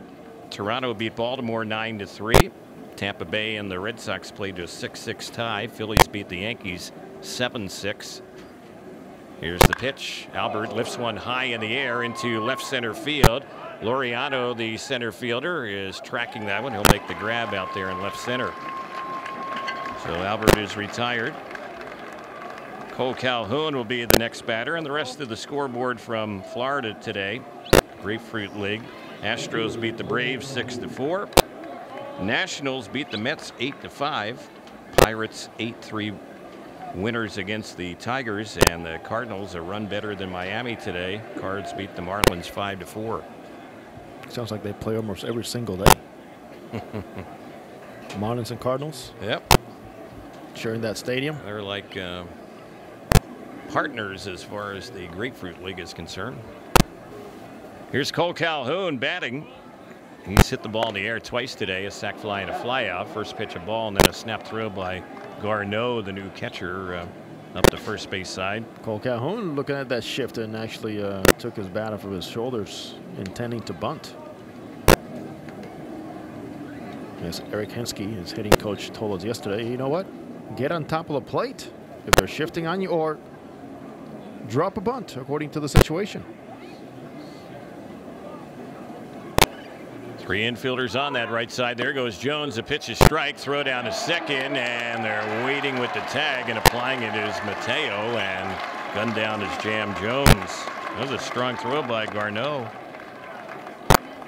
2-6 on the caught stealing there. Second out in the 6th inning, and count on Cole Calhoun even up 1-1. Good job on that shift. Even on applying the tag and being at second base, receiving the baseball. Here's the pitch, and that's low. 2-1 is the count. Should be getting the official attendance here shortly. The A's are averaging around 4,000 fans a game this spring here at Ho-Ho-Com Stadium in Mesa. Revamped facility. They've done a nice job keeping it fresh. Here's the pitch, and that one is outside. It's hard to come here and not talk about Mark Trumbo's memorable shot, Terry, that we saw go over the left field scoreboard here one year. Yep. And Sammy Sosa also hitting one over the batter's eye in center field.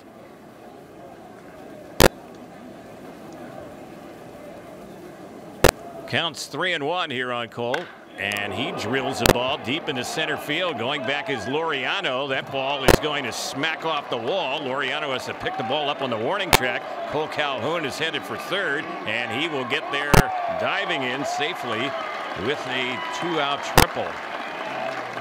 So Calhoun gave that one a good long ride out there. It's 4-10 to center field, and you really have to get it extraordinarily high to get it out.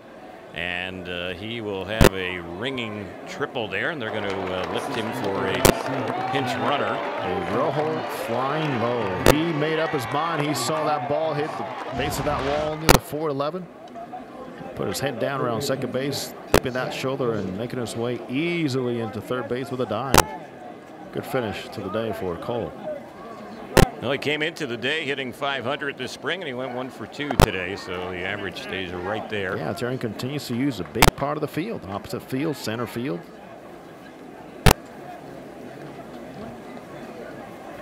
One ball, no strikes. Kozar, let's see if he can bring in the pinch runner, Hermosillo. And he swings and misses that one. Let's pause 10 seconds for stations to identify themselves here on the Angels Baseball Radio Network.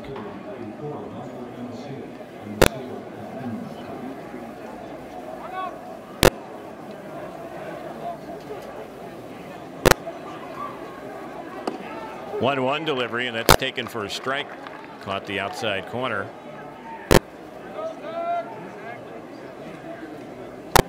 So 1 ball, 2 strikes. Infield back with 2 outs.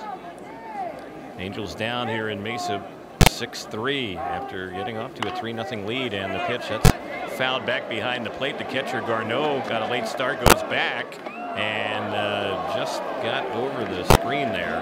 Watch out, Billy Epler and his friends. Yeah, he's in the front row right behind home plate, and that's right around where that ball landed. In fact, next to Billy Epler is a new member of the Angels staff and baseball operations, and the new coordinator of instant replay, Andrew Bailey, former A Rookie of the Year. He's on one side of Billy, and Brad Osmus is on the other side. Here's the pitch, and that one is high and inside. Yeah, Andrew Bailey will be in uniform sometimes, and then he says a coaching assistant just announced his retirement and joins Billy and the Angels. Counts 2-2. Next delivery, that one is smacked into center field. Laureano has been challenged in this inning. He goes back, and a few feet from the rim of the track will gather it in. So the Angels can't get that runner in. The pinch runner Hermosillo from third leave him stranded. And we're headed to the bottom of the 6th inning. 6-3 Oakland on the Angels Baseball Radio Network and Prime Ticket.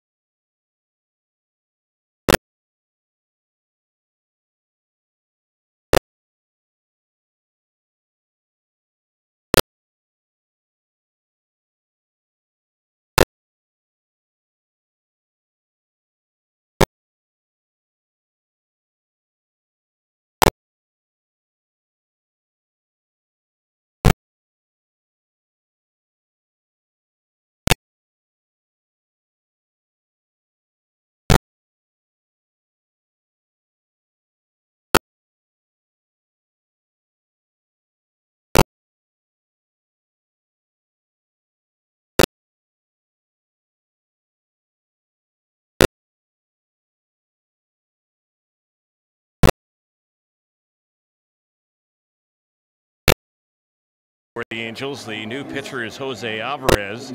New catcher is Juan Graterol. Angels also have David Fletcher in the ball game. He's at second base as Mark Canha bats here against Alvarez and fouls the pitch off.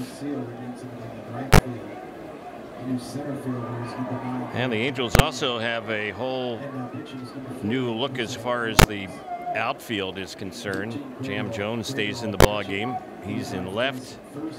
It's like Eric Young Jr. is in center and Michael Hermosillo is in right field. Here's the pitch. That one taken for strike two. It's no balls, 2 strikes. Jose Alvarez so far is strike thrower here in camp, making his 4th appearance, 3 innings, only 1 hit. Opponents hitting only 100 against him, 3 strikeouts, 1 walk. Angels also have Jose Miguel Fernandez playing third base. And Alvarez with the pitch. That one is low on Canha. Thought he had it. So did Graterol, who was behind the plate. It's a good pitch by Alvarez. Fastball, changeup, curveball, occasional slider. He's been working a little bit, he told me, on a cut fastball. So here's the 1-2, and it's nubbed off the end of the bat. Sliced the new first baseman Will Field and easily beats Canha to the bag, so that'll be the first out. Alvarez replacing Middleton, who had a rough bottom of the 5th inning. He did pitch the full inning, and in the inning he gave up 3 hits and 4 runs. They were all earned. He hit the first batter he faced, and that might have got him shaken up a little bit. He did not walk or strike out any.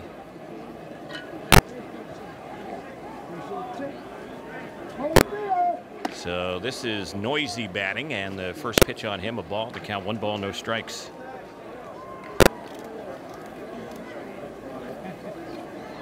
Pitching line for Middleton is 1 3 hits, 4 runs, all earned. There's a pitch that misses outside.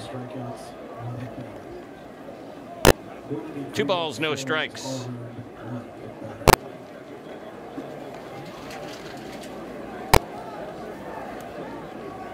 And here's the next delivery. That's fouled back to the screen.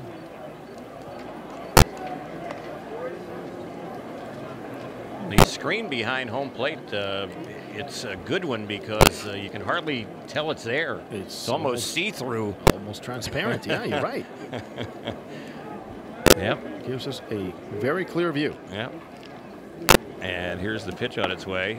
And that one is outside. Sometimes those foul balls are coming back here. You kind of flinch, and next thing you know, it bangs off the screen. And no reason to flinch, but it's so clear looking through it. You don't really have to worry about trying to peek through the screen at all. There's a pitch chased and missed, and the count 3 balls, 2 strikes. You see also the extension of the netting over both dugouts, which is going to be a nice welcome sight all around Major League Baseball. Here's the next delivery, and that's fouled off down the right side, and chasing is Hermosillo. He's going to run out of room. Well, it kind of reminds you what Major League Baseball is doing now as far as fan protection. It reminds you a little bit of the National Hockey League when a number of years ago they put the nettings up behind the goals and the glass, of course, that's around the ice. Nothing wrong with protecting people when they come out to an arena or ballpark, stadium. Here's a pitch that's taken by Noisy on a 3-2, and he is out looking. So 2 are gone.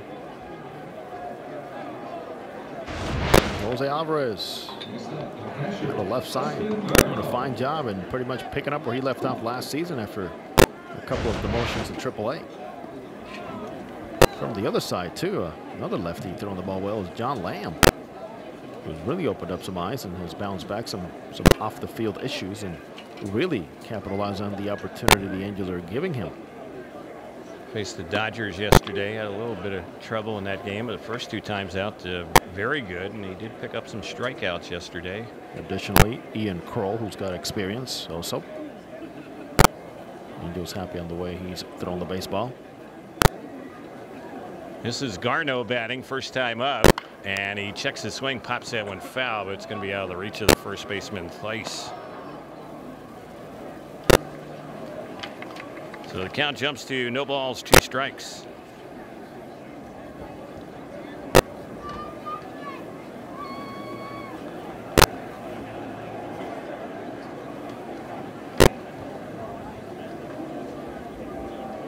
Regulars, just about every one of them gone now in this ballgame for both sides, and the pitch that's chopped foul over on the left side. So the count remains no balls, 2 strikes. Saw some good things out of Tyler Skaggs, Kinster, Trout, Upton playing ball nice in the gaps, making some good plays. Cole Calhoun. And hopefully we'll get some news about Anderton Simmons, Terry, as to when he left the ball game, shaking up after a dive and closing in on that left shoulder. Hopefully it will not be a long-term issue for him. Yeah, we should find out shortly, we hope. And he seemed to leave the field not in a whole lot of pain, so that would be encouraging, you would think, but we don't know officially what the situation is. Here's the pitch, and that's fouled back to our right, back upstairs and out of play. Yeah, Mike Socha's visit to the field was, Simba, what happened? Okay, get out of here. Done. Not taking any chances. Yeah, you could tell he wanted to stay in the game, but really no reason to worry about that.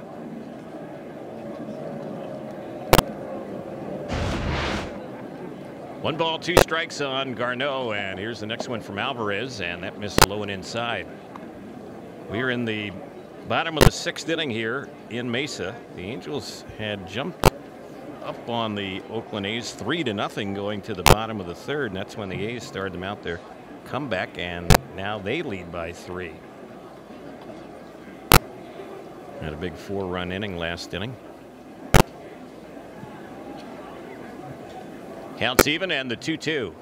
That's waved at and missed. He got him, struck him out, and the inning is over. Pair of strikeouts. Good inning for Alvarez here against Oakland in the bottom of the 6th. So the 7th is next. Angels need runs, trailing the A's 6-3 here on the Angels Baseball Radio Network and Prime Ticket.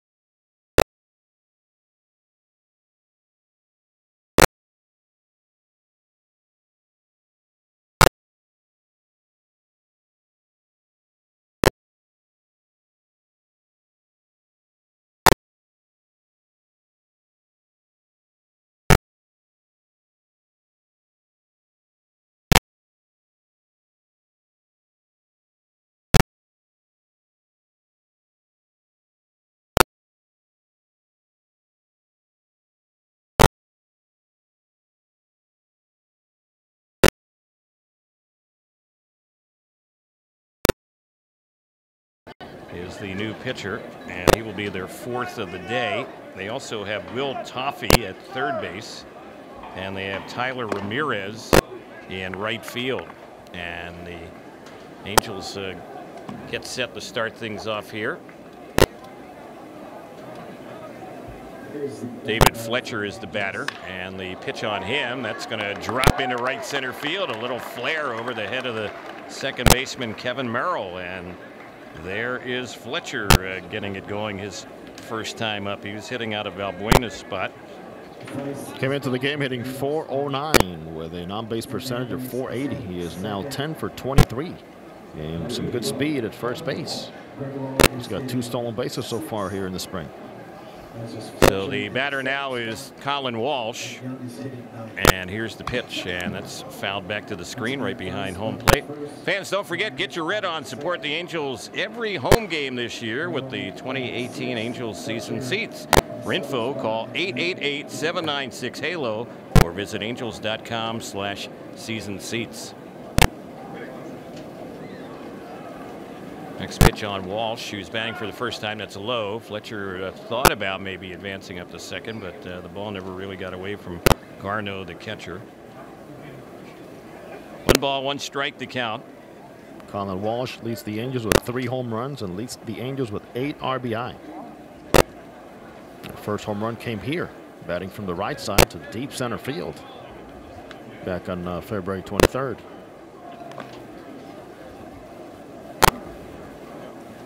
One ball, 1 strike. Bleish replacing Bobby Wall, who gave them a couple of good innings. Wall, 2 innings of work. There's a toss over to first, and Fletcher back. Bobby Wall was pretty impressive. Firm fastball and Certainly a guy that has a lot of deception. Ball was not easy to pick up out of his hand. He allowed only 1 hit, no runs, at a walk and a strikeout in his 2 innings. And here's one that misses on Walsh. 2 balls, 1 strike. 2 innings, 1 hit, 1 walk, 1 strikeout.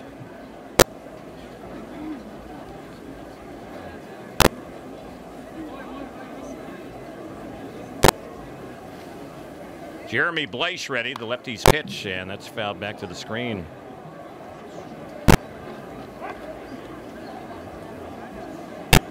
Today's attendance, well, we mentioned they've been averaging about 4,000 a game here. A little bit bigger today, 5,239, 52-39.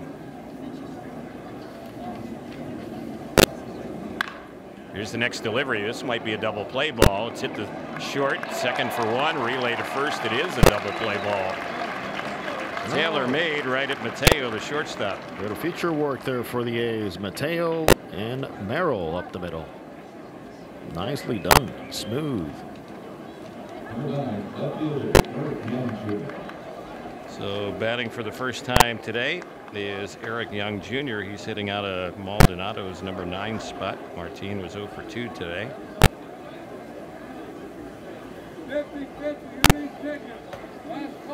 This spring, as far as Eric Young Jr.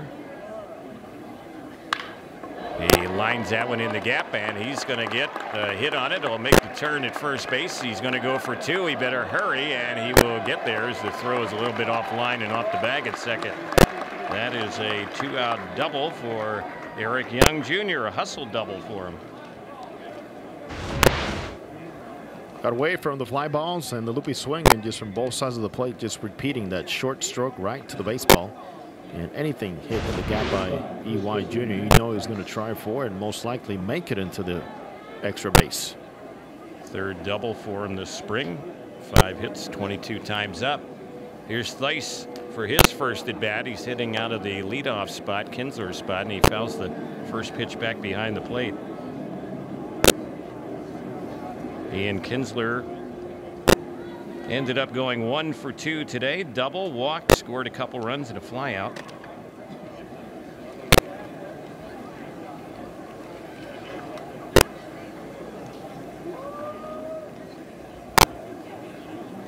Lefty-lefty matchup here. And the pitch. It's bounced on a high hop over to the third baseman. Toffee is over there, and he throws to Heathcott, and that will end the inning. So it ends on a 5-3 ground out. We are moving to the bottom of the seventh inning stretch time here in Mesa.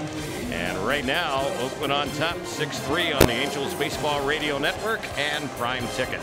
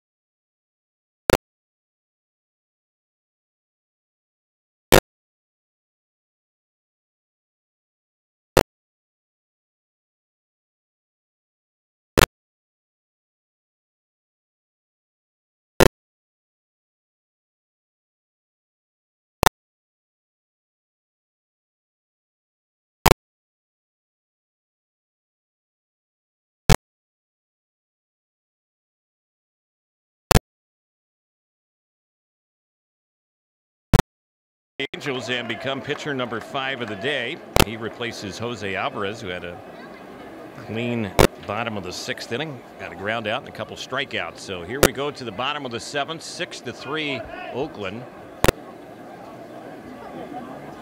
Bright sunshine here at Ho-Ho-Com Stadium in Mesa. And here's the pitch. Swing and a miss. Strike 1. This is Jorge Mateo batting. High hopes for this young man who came over from the Yankee organization in the Sonny Gray trade. This is his first at bat here today, and he chases that one and fouls it back behind the plate. Mateo has only had 2 at bats this spring. He's 0 for 2.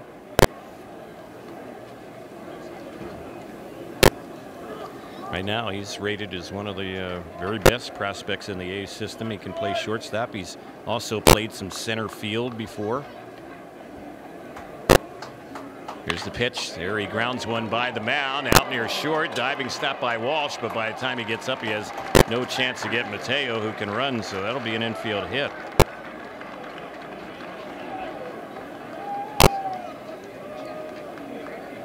This is Armenteros pitching. Chapman. So the batter now will be. Looks like we're going to have a pinch hitter. It's Lázaro Armenteros. Armenteros will be batting. He's one of the Cuban bonus babies for the Oakland Athletics. Pinch hitting for Chapman, who is the DH, hitting out of his number 2 spot.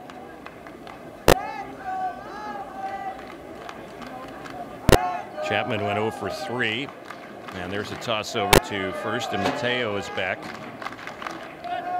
And this is going to be the first time up this spring for Armenteros. At one point he was being built is the next Yoenis Cespedes. In fact, they thought he was going to break the record for any of the Cuban players in terms of bonus received. I mean, he is built, but they were building him up like he was pretty much a future Hall of Famer before he even signed professionally. Signed him to a $3 million signing bonus. And the pitch, that one misses. The runner breaks for second and safe. Throw a little bit late. Stolen base for Mateo. So the A's with a few of their top prospects in this ball game right now, and seeing Mateo for the first time. Single, and now stolen base for him. He's at second.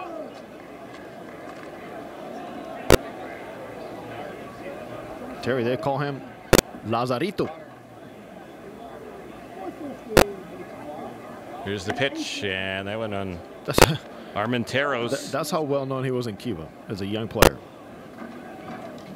Not because of any international play in the national team and representing Cuba in any of the WBCs, but Terry, when they said Lazarito, everybody knew who they were talking about. Yep. One name. Here's the pitch. This is popped in the air to right field. Hermosillo is circling under. He will make the grab, and no advancement by the runner at second base, Mateo. So Armenteros, who played rookie ball last year, getting his first at bat this spring with the big club with the Oakland A's. He's retired, 1 away. And now Kevin Merrill will get ready for his first at bat. He's also a highly thought of prospect in the A's system, left-handed batter. He can really run. Very good speed. Yeah, they're pretty deep in the middle infield positions in the minor leagues. There's a young shortstop named Nick Allen, who they think really has a chance to be an everyday impactful shortstop in the big leagues.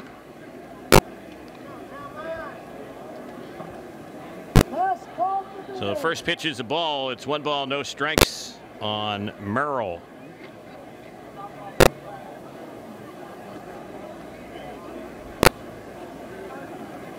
He was drafted last June by the Oakland A's. First round pick. 33rd overall in that draft a year ago, the June draft. Here's the pitch, and he takes that one on the outside part of the plate for a called strike. And how many times do you see a young player like that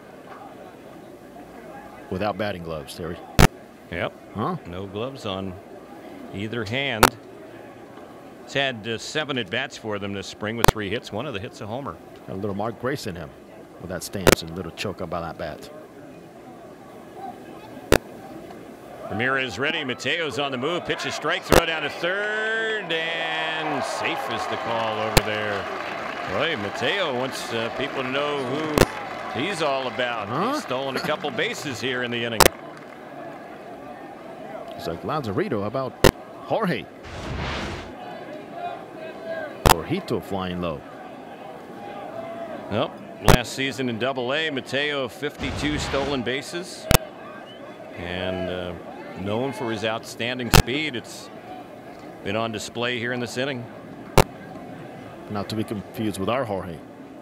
There's only one Jorge in the booth. Sevilla.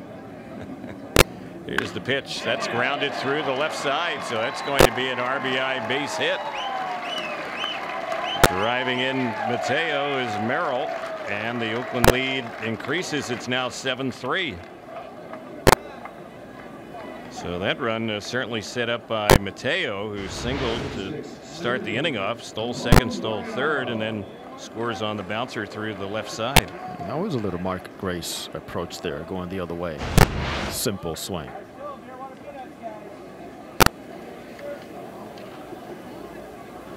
So here is Laureano, Ramon Laureano at the plate. First time up for him.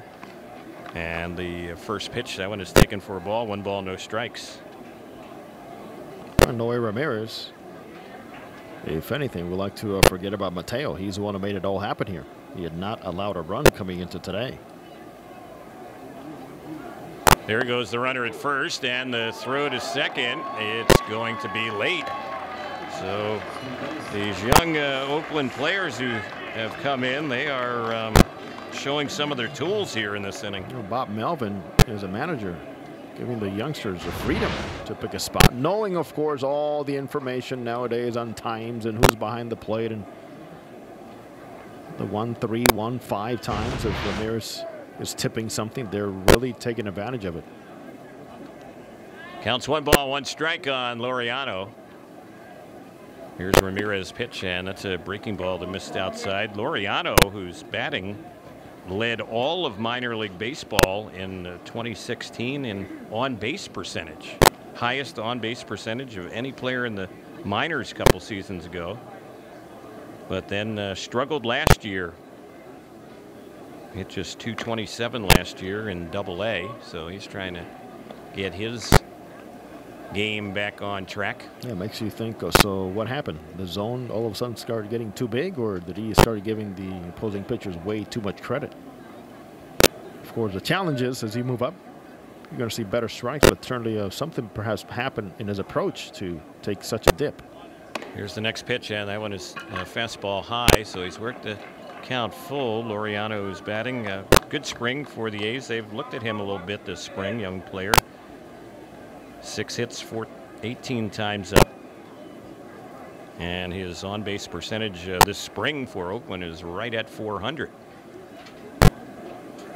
Here's the 3-2 delivery, and it's skied in the air to left field. Jam Jones is waiting for that one to come down right in his glove, and that will be the second out. Fly out to left. So 2 gone here in the bottom of the 7th. Oakland up 7-3. Heathcott will be the batter. This is his first time up.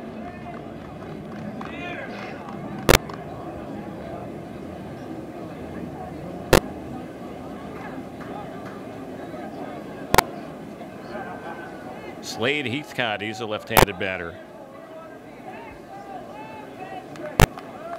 And the first pitch, he pops this one way up in the air on the third base side. Fernandez waiting for it to come down. Now he's going to give way to the shortstop, Colin Walsh, and he will make the catch on the third base side on the infield grass to end the inning.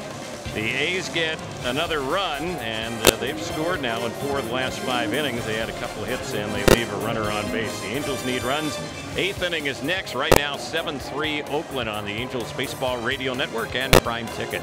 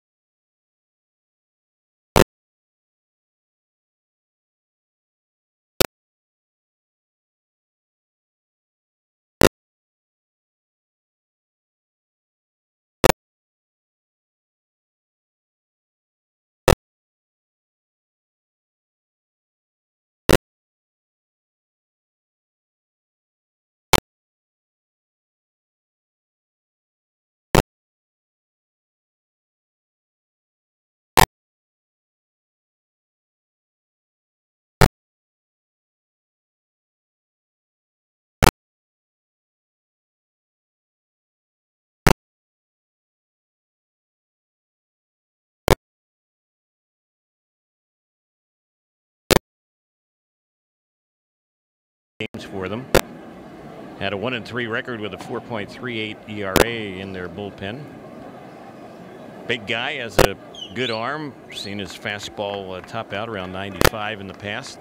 So he gets set to face Jose Miguel Fernandez, left-handed Angels infielder who's playing third base, and he takes the first pitch for a ball.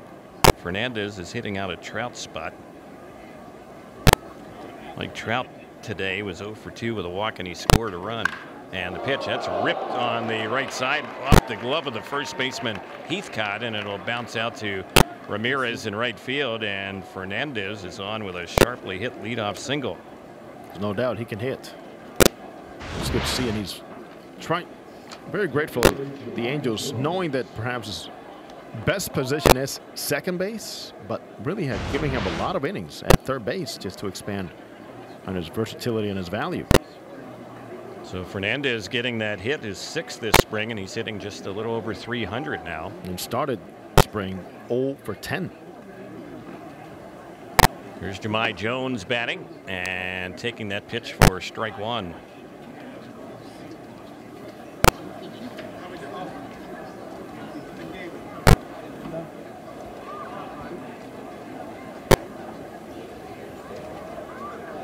Here's the delivery, and that one taken. 1 ball, 1 strike to count. We're in the 8th. The Angels down by 4. It's 7-3 in favor of Oakland. Angels will be playing the Cubs tomorrow at Sloan Park in Mason, not too far away from this ballpark. Let's just stay around here, Terry. Yeah. Why not? You can walk over to it, Sloan Park. Well, it's not that close, but it's in the same city. 1-2 the count. Here's the next pitch, and that one is high. 2-2 is the count. Saturday, the Angels will be playing a split squad doubleheader against the Giants. One game against the Giants at Tempe Diablo, the other against the Giants in Scottsdale. And the pitch, and that one misses. We'll have the broadcast of the game from Tempe Diablo Stadium, and that's going to be Andrew Heaney starting that one. The game against the Giants in Scottsdale, that's going to be Parker Bridwell. Pick Scottsdale. Terry, let's go to Scottsdale. Do that game. What do you think? How about a split simulcast? Yeah, there you go. You can be in one stadium, I'll be at the other. Here's a bouncing ball hit to the shortstop, and Mateo fields it near second, touches the bag, and then throws to first and gets Jones, who can run. So just like that, 2 are gone. Well, tomorrow, too, is Shohei Ohtani back on the mound in a B game, which will start at noon at Tempe Diablo Stadium. And that's one that's going to be open to the public. If you are in the area, make your way out to see Shohei against the Tijuana Bulls, Los Toros de Tijuana. Chris Carter is batting. He's pinch hitting for Albert, who was the DH and cleanup man. Albert was 1 for 3 with an RBI single today. Again, Ohtani's supposed to go around 60 to 65 pitches tomorrow at noon at Tempe Diablo against the Mexican team from Tijuana. Yeah, that game will have even more of an international flair. 1 ball, 1 strike. And here's the pitch. This is hit a mile high in the air into center field. Way up there, waiting for it to come down, and making the grab is Ramon Laureano, and the inning is over as Carter flies out to straightaway center. Angels had the leadoff hit. That was it. We go to the bottom of the 8th. 7-3 Oakland on the Angels Baseball Radio Network and Prime Ticket.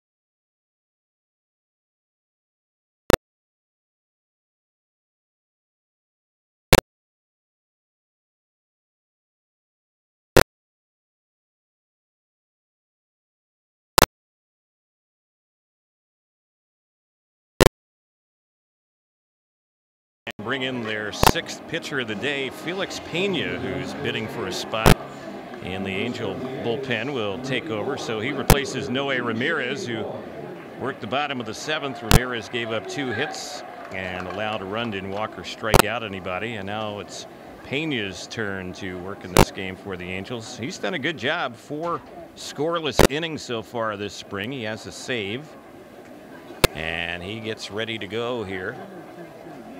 He's facing B.J. Boyd, who's batting for the first time in the game, and the first pitch of ball to count 1-0. And Pena, who really pretty conscious in the offseason in our conversations, saying, I need to go out and just walk less people, throw strikes. He's done a good job. Only 1 walk here. There's a little chopper. It's hit on the right side, fielded by Theis, and he flips to Pena, who races to the bag for the first out. 1 walk, 6 strikeouts in 4 innings coming into today. Former Cub. So the next batter is Tyler Ramirez, and he is batting for the first time this afternoon. He's hitting out a Canna's spot. Left-handed batter.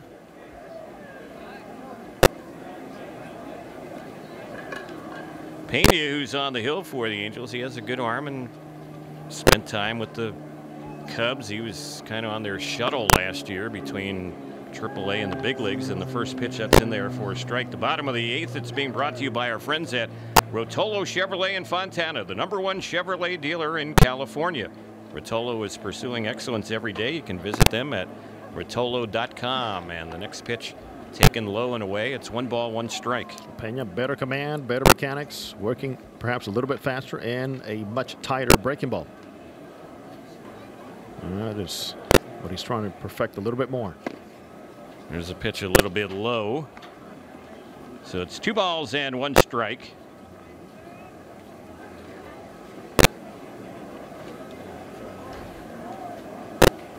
Infield is backed up. Bright sunshine still here in Mesa, and the pitch, and that's a high pitch that's chased and missed. So the count level, it's now 2-2. Terry, I know you'd appreciate this. I have a very good and a very favorable report, scouting report from Joe Madden on Felix Pena. Really? All right. Well, he was his manager part of last season. And the pitch, and there's one that's chased and missed. That was a high fastball. And Ramirez goes down on strikes. Pena has retired the first 2 with little trouble here, and we'll see if he can make it 3 in a row. Will Toffee will be the next batter. Throwing the ball with a lot of confidence. And runs a fastball also in a 2-seam pattern. So the left-handed hitting Will Toffee batting. He took over at 3rd base here for Oakland in this game, and he takes low and inside for ball 1. Angels pitching today, even though 7 runs allowed, just 1 walk given up by those who have worked, and 7 strikeouts. Here's the 1-0. That's a little bit high and outside. The Angels will have 1 more shot when we get to the 9th. Right now, Oakland up by 4. Here's the next one, and that's outside. It misses, so 3-0 the count on Will Toffee. Dustin Garneau, who is catching for them, waits on deck with 2 outs. Here's the 3-0, and that one got away. It bounced in for ball 4, so 4-pitch walk. Oakland's 8th inning still alive. Garneau, since coming in, he's struck out his only time up. He originally came in as a pinch runner for Fagley when Fagley got hit by a pitch right on his helmet. Yeah, hoping that both Fagley, #1, and Simmons are doing fine after today. Yeah. Had a couple players leave with injury concerns. Last time we were here, also Bruce Maxwell got shaken up by a backswing from Jeffrey Marte. That's right. That was in the first spring training game here a couple weeks ago. As we talk about Jeffrey Marte, who's having a very good spring for the Angels, he is on his way back, hopefully in the next couple of days, battling a tight groin. So it's no balls and 1 strike here on Garneau. Next pitch, and this is popped way in the air down the left side. Fernandez, the 3rd baseman, or Walsh, and it's going to be Colin Walsh who makes the grab in foul territory. He's been playing shortstop, and the inning is over. So a good inning for Pena. He sits down 3 of 4. We are headed to the 9th. The Angels need runs, trailing Oakland 7-3 on the Angels Baseball Radio Network and Prime Ticket.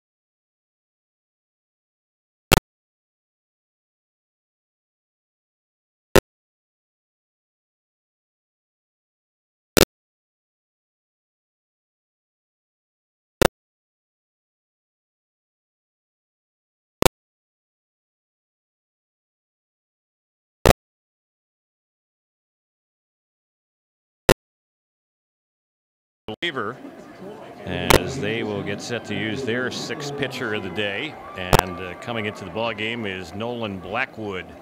So he's a right-hander. And the first batter he will be facing here will be Michael Hermosillo, who came in as a pinch runner, and now he's batting for the first time today, and he takes that one for ball one. Blackwood replacing Simone Castro. He worked last inning against the Angels, gave up a hit, no runs, didn't walk or strike out anyone.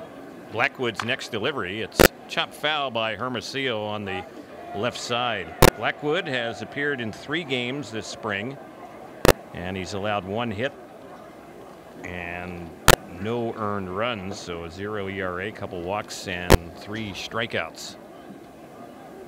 Right-hander against right-hander. Next one on Hermosillo, takes that one low for a ball. Hermosillo this spring for the Angels, he has gone just 2 for 19. 1 run batted in. Here's the pitch on its way. That's popped in the air into shallow right field. A lot of people in pursuit. The right fielder is going to call off both the first baseman and second baseman, and that's Tyler Ramirez, who makes the catch on that one for the out. Merrill, the second baseman, and Heathcott, the first baseman, went back, but the player with the route in on that ball was Ramirez, and he makes the catch. So 1 gone.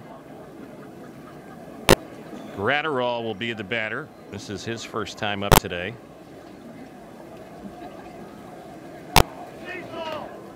And the pitch, and that one is in there for a strike. Jose Mota has gone downstairs. He'll be joined by Mark Gubasov today on Angels Live on Prime Ticket, and Gooby will have an interview. I think he's going to chat with Mike Socia after the ball game. Pitch is chased and missed by Gratterall. The count's 0-2.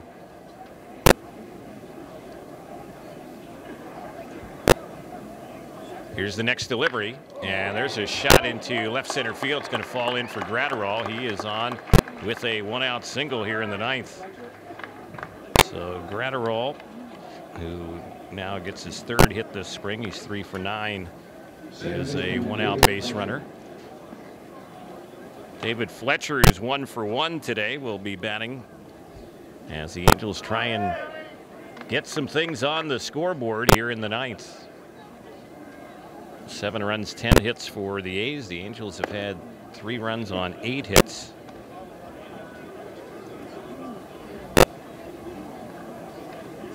First delivery on Fletcher, and that one is taken for a ball. 1 ball, no strikes. And the next pitch in there. 1-1.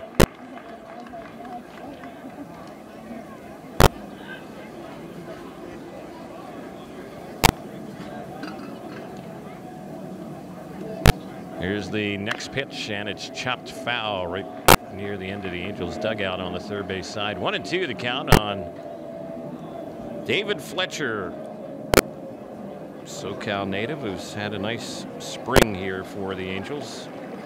Cypress High School grad. Spent time last year at AA Mobile and AAA Salt Lake. And the next pitch, he grounds it on the right side. Smothered nicely by Merrill, and he goes to second, and they get the lead out. It's a nice play by Kevin Merrill, the second baseman. Flip the ball over to Mateo, and they get Gratterall. So the Angels are down to their final outfielder's choice. Fletcher on at first, 2 gone here in the 9th. Colin Walsh will be the next batter. He grounded into a double play his first time up. Well, those 2 players in the middle infield for Oakland, somewhere down the road, they could be the middle infield of the future for their club. And Mateo, the shortstop, and Merrill, the second baseman. You could certainly see that happening. No balls and 1 strike the count. Here's the next delivery. A little bit low, it misses. 1 ball, 1 strike.